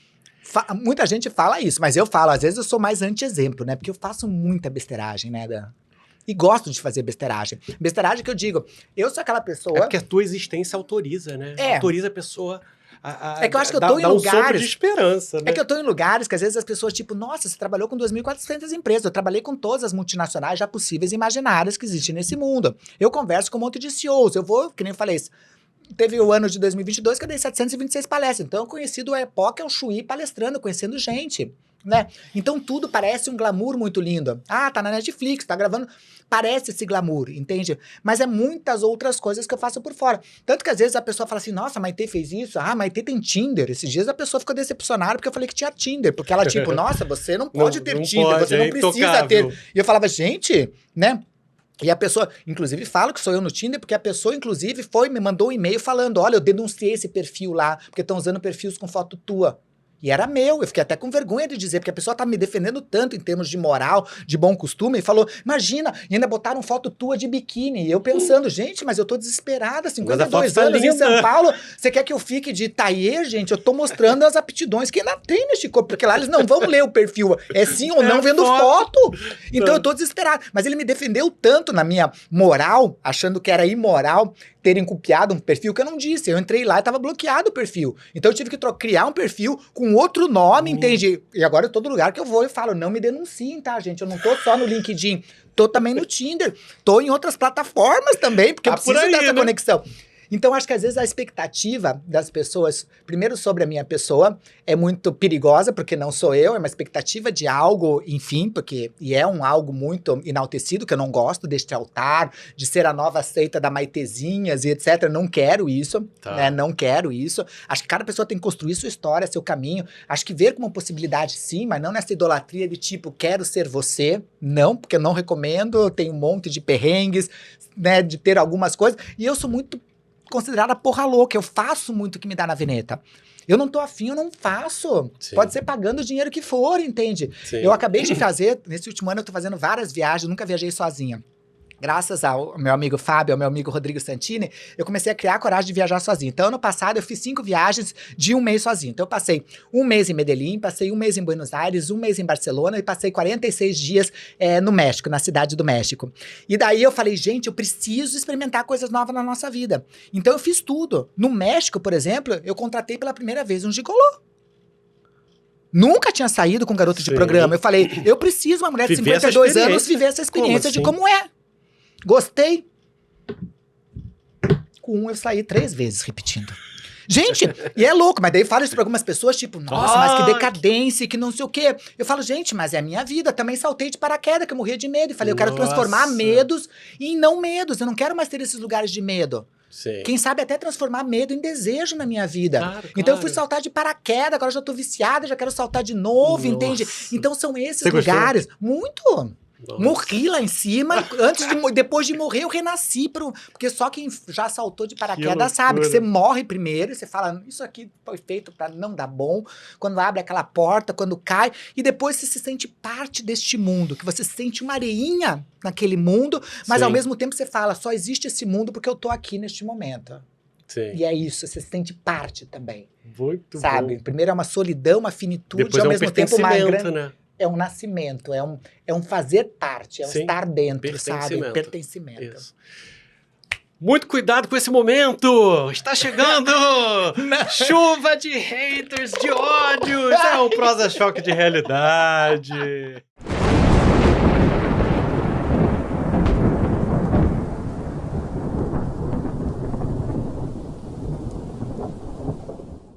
isso? O que é? Prosa choque de realidade. Haters. É. Temos haters na internet, temos haters na vida real, temos haters na infância, adolescência, temos haters por aí.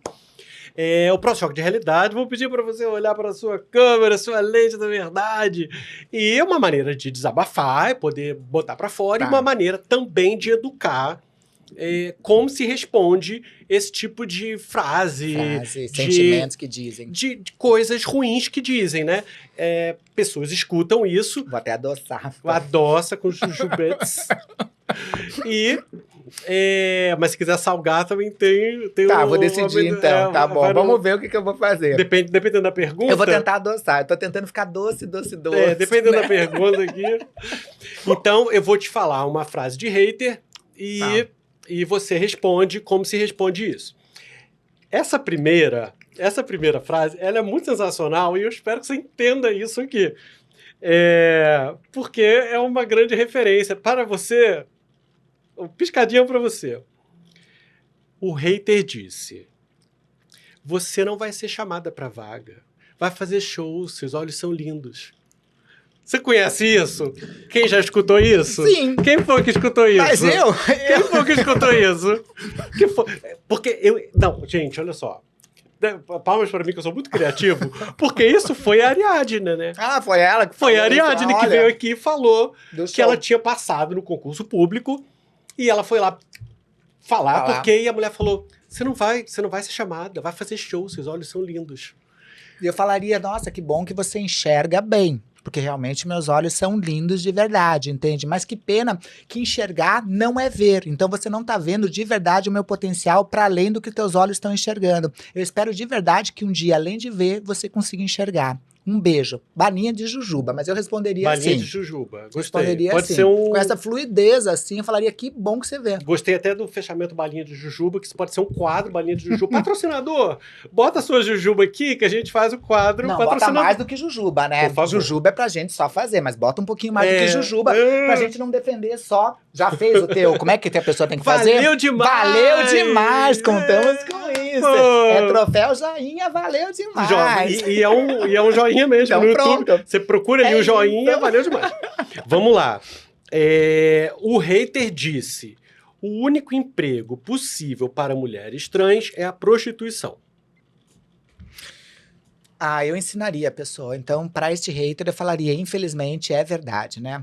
Independente dos dados estarem certos ou não, há muita controvérsia, em alguns lugares, falam que 90% das mulheres, principalmente trans, das mulheres trans negras, que é mais difícil ainda, tá na prostituição. Então, é um dado que é muito verdadeiro. Infelizmente, não deveria ser o que a gente escolhe. Nada contra a prostituição, desde que a pessoa quisesse estar na prostituição, não como forma única de sobrevivência das pessoas. Então, eu diria para você, sim, é verdade, e muita dessa verdade não é mudada porque pessoas ainda continuam referenciando discursos como o teu, seu hater. Então, se você mudar um pouquinho, pelo menos na maneira de pensar, não vou nem dizer para você contratar através da Transemprego uma pessoa trans, às vezes para cuidar do seu filho, às vezes para cuidar de um cuidador de idoso, caso seu avô, seu pai venha precisar, às vezes de um jardineiro que a tua casa precise. Você poderia fazer isso, mas não te peço nem isso. Eu só peço para que você pare de falar sobre isso. Você só parando de falar essa asneira, quem sabe a gente consegue mudar um pouco dessa realidade que infelizmente ainda é verdade. E muito dessa verdade porque você não faz sua parte de ser agente de mudança neste mundo para ser melhor para todo mundo. Sensacional. Jujuba pra você. Não, jujuba mista. Vai ser Jujuba mista. Jujuba vai ser Eu tô quando você amando parar de isso. falar. Eu tô então vai amando ser isso. misto esse. Eu vou criar Fazer alguma um pouco coisa de em cima cada disso. dois. Vamos lá. O hater perguntou: qual banheiro o meu funcionário trans deve usar?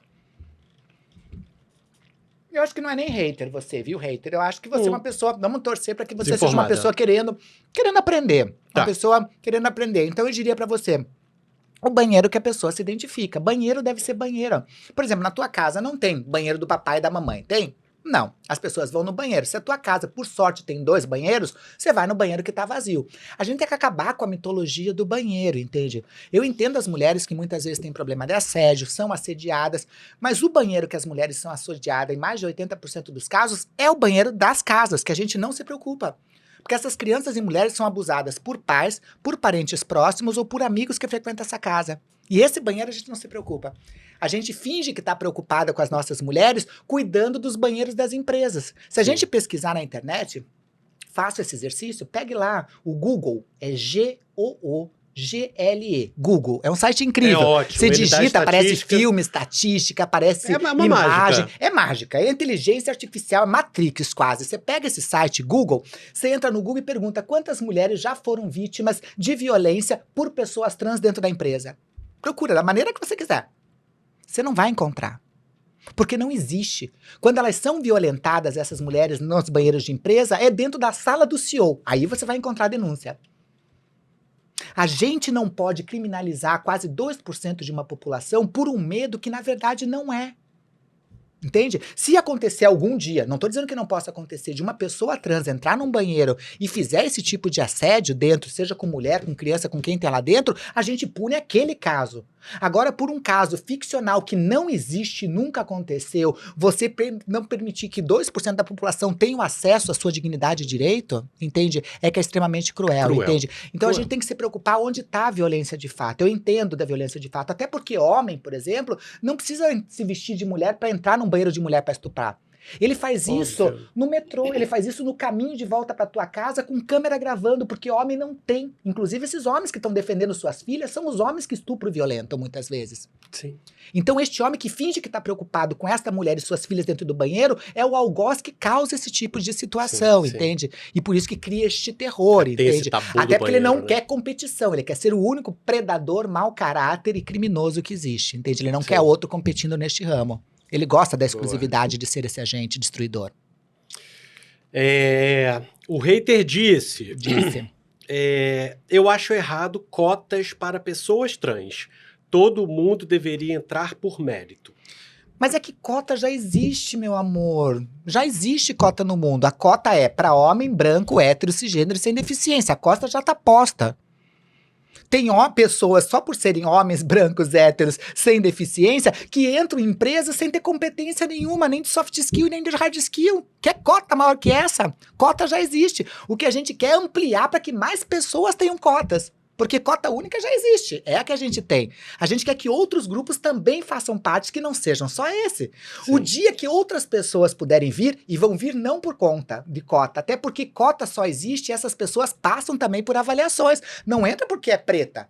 Ela faz um teste de seleção, se dedica muito mais com nota de corte até superior. E dentro desses cursos, a gente vê isso, com todos os resultados passados por faculdades e por tudo, saem com notas muito melhores. Ainda, mesmo entrando na tal cota. Então, lógico que dá medo. E eu entendo o teu medo para você que é homem, branco, hétero, que entrou às vezes sem qualidade nenhuma. Você tem que ter medo.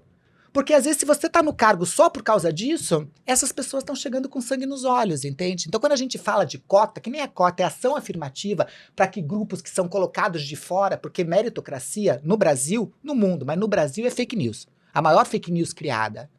A gente finge que tem um país onde as pessoas valem pelas competências que têm. Se assim fosse, 40% dos talentos que estão na Transemprego, que tem graduação, mestrado, doutorado, não tinham que estar com currículo na Transemprego. Elas estariam empregadas nessas empresas que se dizem meritocráticas. Então é fake news. Meritocracia no Brasil, ela tem não só classe social, como tem sobrenome de família. Então quando a gente fala disso, eu concordo com você. Não tem que ter cota. Não pode ser cota única, tem que ser cota para todo mundo. Ou tirar a cota que já existe para homens brancos sem deficiências heterossexuais. Se tirar a cota de vocês, a gente tira para todo mundo. Agora vocês vivem no mundo das cotas já, só que não vai ser cota única, vai ter cota para todo mundo, para toda a diversidade. Isso aí. O hater disse. Pessoas trans não merecem ganhar o mesmo salário de pessoas normais, entre aspas. Porque o hater adora falar isso. Adora aspa. Adora aspa. Adora aspa. Adora aspa. Adora esses dedinhos, né?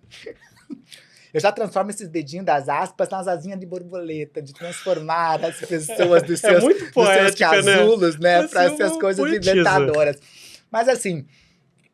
Primeiro, né, o que é normal deixa de ser normal, né? Nós somos anormais numa sociedade doente, né? Porque ninguém tá dentro de norma, né? Até nas normas que são tipificadas, Até porque a gente só tem 2 maiorias no Brasil, né? E isso é dado por censo, né, meus amores? Independente de você acreditar ou não, é pesquisa, tá bom? São dados. Só tem 2 maiorias no Brasil, que é de mulheres, que a gente tá falando de 52%, e de pessoas negras, né? Que a gente tá juntando o grupo de pessoas pretas e pardas juntos, né? Que, conforme a classificação do IBGE, que é 56%. Sei disso. Que é 56%. Então, a 56. partir de hoje, você já sabe que se você não é mulher e não é uma pessoa preta, você é minoria.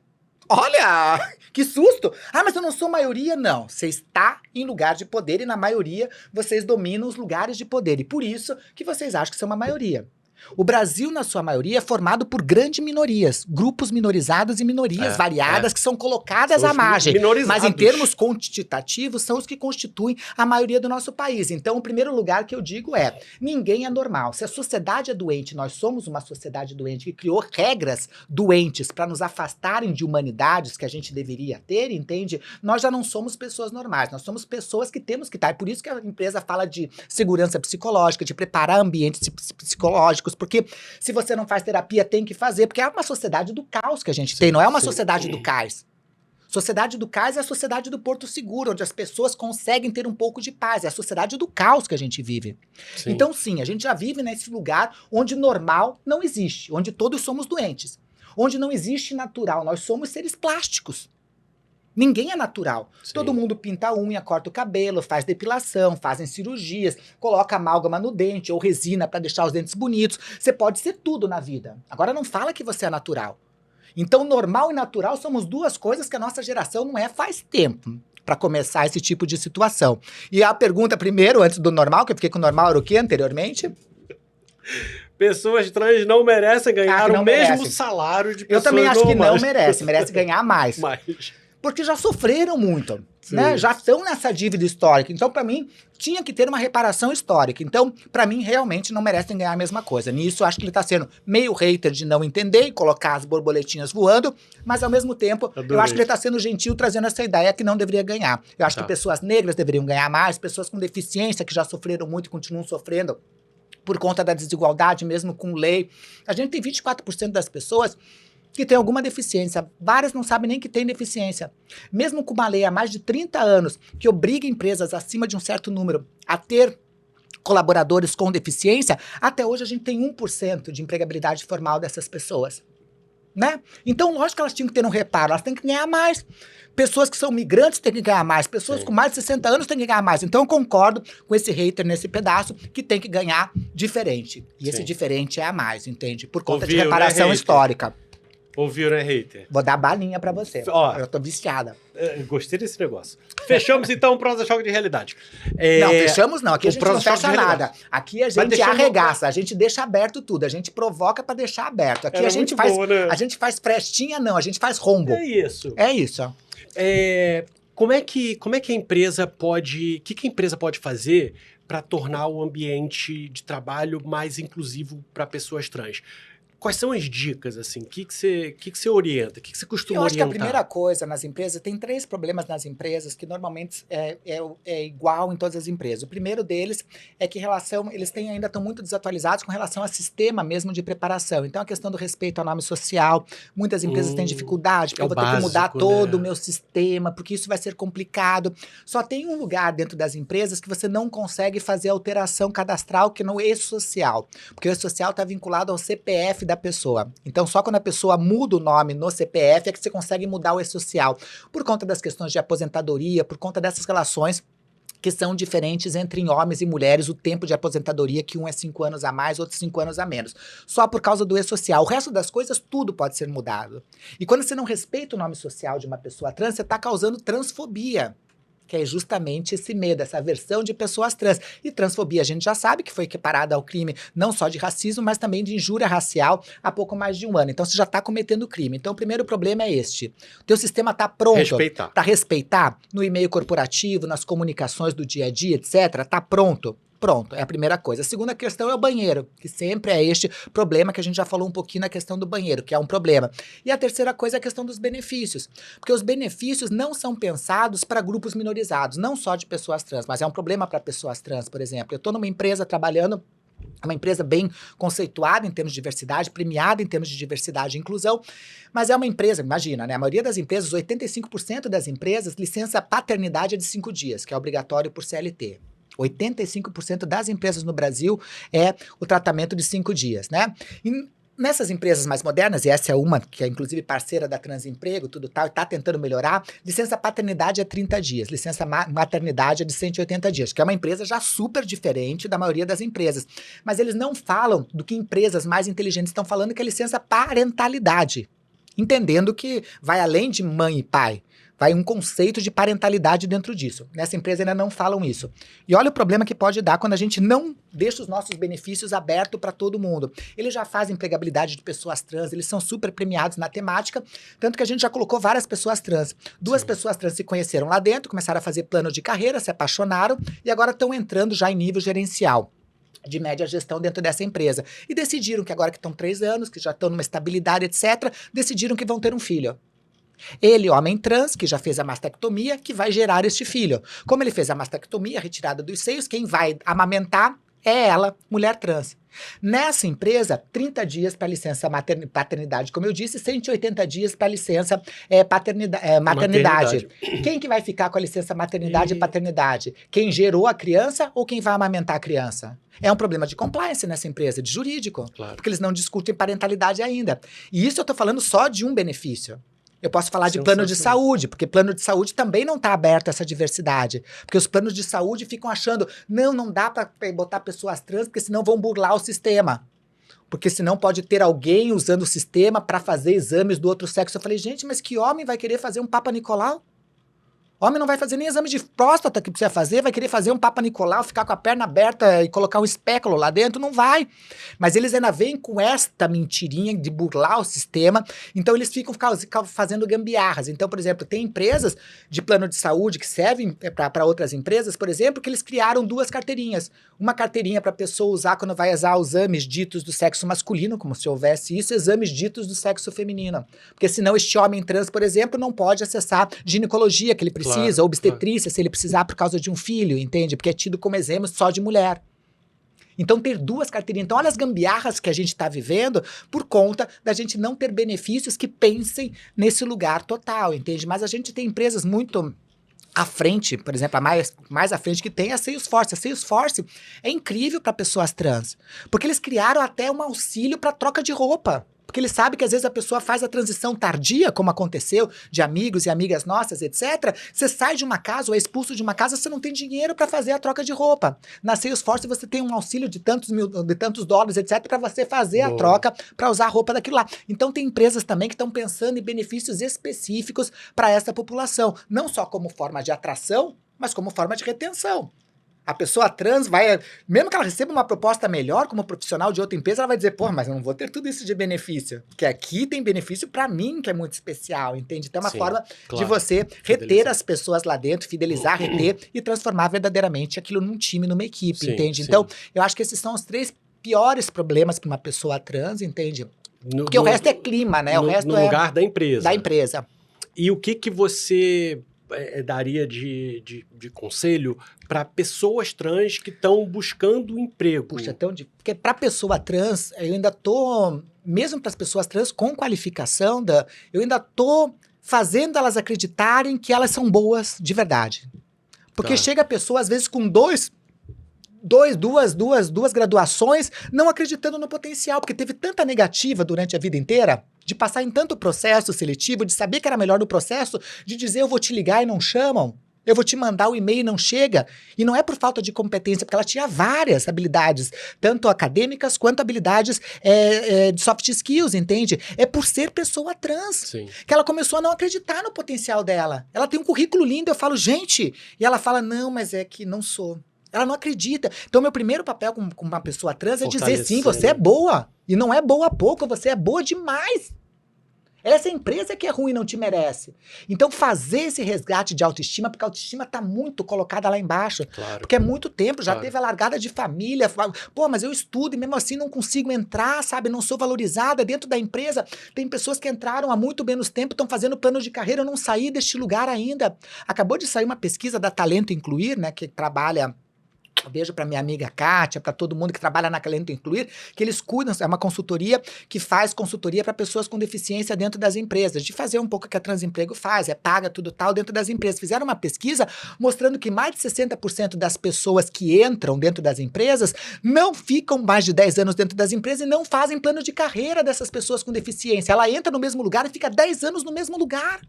O que acontece nessas empresas que não estimula a carreira? É porque nem quer que essas pessoas saiam, tá ali para cumprir vaga, para elas não pagarem multa da lei de pessoas com deficiência. Sim. Então olha o mundo que a gente tem, entende? A gente não tá falando de nada que seja a lidando favor. com o básico, Seria né? bom para a empresa. Né? E para a empresa de preparar ali aquelas pessoas para os melhores talentos chegarem. Lógico que tem pessoa trans que vai ser menos indicada, etc. Mas ninguém chega. Sim. Ninguém vai. Sim. Então tem alguma coisa muito estranha neste meio do caminho, entende? Sim, sim. Não é só de ficarem na vaga inicial, é de ficarem 10 anos numa empresa sem chance de crescimento. E é o tipo de coisa que a Transemprego tá atenta. Todo mundo, a gente, todas as de olho ali todo mundo, fórum de empresas LGBT, tá todo mundo de olho, porque tipo, gente, tudo bem, já falamos de inclusão. A gente já está colocando nas bases de entrada, em jovem aprendiz, em estagiários, trainees, já estamos colocando um pouquinho mais de diversidade. A base das principais empresas já está mais diversa. Você já vê muito mais gente no chão de fábrica, etc., de pessoas pretas. A gente já vê vagas onde eram só mulheres tendo homens, onde eram só homens tendo mulheres trabalhando, entende? Sim. Então a gente já vê em profissões que eram tidas como mais masculino. Então a gente tem uma parceria com a IDP, onde estão colocando mulheres para subir no poste, que queiram subir. Tem de pessoas trans também junto com a IDP. Então tá mudando um cenário, inclusive em ambientes onde só se via homens nesse lugar. E a gente falava, não, mas é que só homem quer. Não, se você der oportunidade de curso, mulher também vai querer. Claro. Então não é só homem, mulher não quer subir no poste. Nossa, conhecemos um monte. A gente colocou várias trans que estão trepando nos postes aqui, que estão trepando nos postes da IDP em todos os lugares. Então, dê oportunidade, que daí não diga que não quer se você nem deu oportunidade, você não sabe. Você está condicionando em cima disso. A Transempregos. Pode procurar a Transemprego, tem várias consultorias. Como que as pessoas te acham? No Tinder. Mentira, gente, é que eu tenho que foto de biquíni maravilhosa na piscina. Vocês entram em transempregos.com.br. É com S, tá? Transempregos. Tá brincando, mas ela tá falando sério, é Tinder, hein? No fundo. Nem é tão no fundo, né? No raso já. Tinder, por favor, Tinder. Não, tô falando sério, no fundo não. No rasinho já, pode ser no superficial. Tá ótimo. Entre em transempregos.com.br, www.transempregos.com.br. Lá tem todos os contatos, lá você vai saber, você abre descritivo gratuito, não é só para empresa. Então, se você é pessoa física, por exemplo, e você se interessou, eu quero mudar o mundo também. Pode. Quer contratar uma pessoa para cuidar, por exemplo, da tua casa, para fazer os afazeres de casa, contratar uma ajudante do teu lar. Mesmo pessoa física, mesmo CPF. Você entra lá, abre o teu cadastro e contrata. Esses dias, olha que legal, entrou uma mulher e perguntou assim, nossa, eu queria contratar uma babá pro meu filho que fosse trans.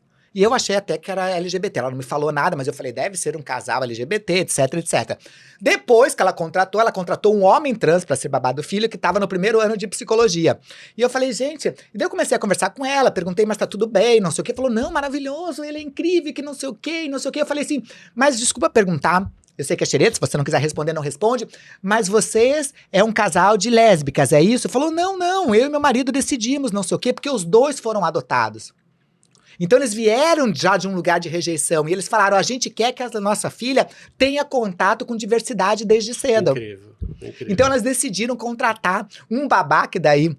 É o Danilo que tá trabalhando lá também. Legal. Então é um outro que tá trabalhando lá, Daniel, e o Danilo tá trabalhando lá e cuidando com o babá. Então pode ser de babá, pode ser cuidador de idoso. Você pode contratar aqui um jardineiro, uma pessoa para limpar o teu carro. Contrata uma pessoa trans, seja agente de mudar aí. Transempregos, com S, tá? Transempregos.com.br. Tá escrito aqui, .com.br. Pra te chamar pra palestras, eventos... Tudo que eu faço é casadamaitê.com, www.casadamaitê.com, lá tem todos os meus contatos, tem esses TEDs que eu falei pra você. Se quiser chamar pro Chopp, é no Tinder. Não, pro SUP. Também. Pro SUP, não pro SUP, né? Pro SUP é no Tinder. É no Tinder. Isso. Mas aí entrem lá, tudo, no Casa da Maitê tem tudo, tem esses TEDx que eu fiz, que eu falei do Dicas pra Parir um Ser Humano, tem 6 dicas de uma pessoa trans pra uma sociedade cis heteronormativa, são TEDs muito legais que eu acho que vocês vão curtir, tudo. Tem um café filosófico que eu fiz que tá lá também, que é sobre as definições nos definem, que é uma pergunta que eu trago várias provocações no café filosófico. Tem entrevista no Jô Soares pra você que quer saber como é que foi minha história. Que fim levou o testículo. Tem um programa que eu já fui com o Bolsonaro, até isso tem, gente, porque falar de diversidade é criar ponte, até com pessoas que a gente tem dificuldade de criar pontes, mas tem isso lá também, então tem tudo. Dá pra pesquisar a vida inteira Tudo, dela. tudo. Casa de Maitê. Casa da Maitê, Casa da Maitê. Tá escrito aqui. Dá, eu dou. Então é Casa da Maitê. Entendeu? É isso. É isso aí. Tá. Muito obrigado. Imagina. Eu amei. Vocês perceberam que se deixasse, a gente ficava aqui até amanhã, né? Vamos Eu pedir amei. mais um joinha antes daí? Gente, olha só. Isso. Joinha. Pede um joinha pra mim. Gente, Valeu demais você o que nome. tá acompanhando, gente, aí no YouTube, né? Tem gente que tá ouvindo a gente também no Spotify. Se você escutou aqui no Spotify, dá uma saidinha agora. Você gostou? Entra no YouTube lá, acompanha a gente no YouTube, que daí você vai ver a gente em movimento também. Assiste duas vezes, porque tem coisas que você não pegou no primeiro, que eu deixei na entrelinha do olhar. O Dan colocou aqui um olhar também. Então entra no YouTube. Entrando no YouTube, se você já tá no YouTube, quem não tá chegando no YouTube, tem lá alguns lugares. Lugar pra você compartilhar, que você vai divulgar para as pessoas amigas ou para as pessoas que precisam dessa informação. E agora o YouTube criou também o nosso Valeu demais! Valeu demais, que é o troféu joinha que tem lá. É o troféu Clicando joinha. lá, você, CPF, pessoa física, pode dizer quanto vale o show. Quanto você achou que valeu o nosso show? Quanto você achou que valeu essa informação? Pode ser o que você pode ajudar. Lembra que é Natal, que pode ser feito, o teu espírito de empatia, de coletividade. Coloca lá, E não precisa ajuda a ser construir. só o vídeo inteiro, é o vídeo inteiro e os vídeos curtos, Curtos, que são os que shorts. também tem. Os shorts são os equivalentes aos reels do Instagram. Então você pode dar valeu demais. Também Pra ali. entrevista inteira, grande, completa, maravilhosa, um super valeu demais. Ou você pode dar um valeu demais também, os troféu Troféu joinha. pros ali. videozinhos curtos. Ou Então, pode fazer pros dois, né, Dan? por favor. A façam gente pros gosta dois. de pessoa que faz pros dois. De pessoa que não tem E deixa limite nem comentário, vamos deixar limitação. comentário legal pra Maitê? Deixa. Vamos, então? Por favor. Muito obrigado. Amei. Foi incrível. Obrigado a vocês que vieram com a gente até aqui. Até o próximo.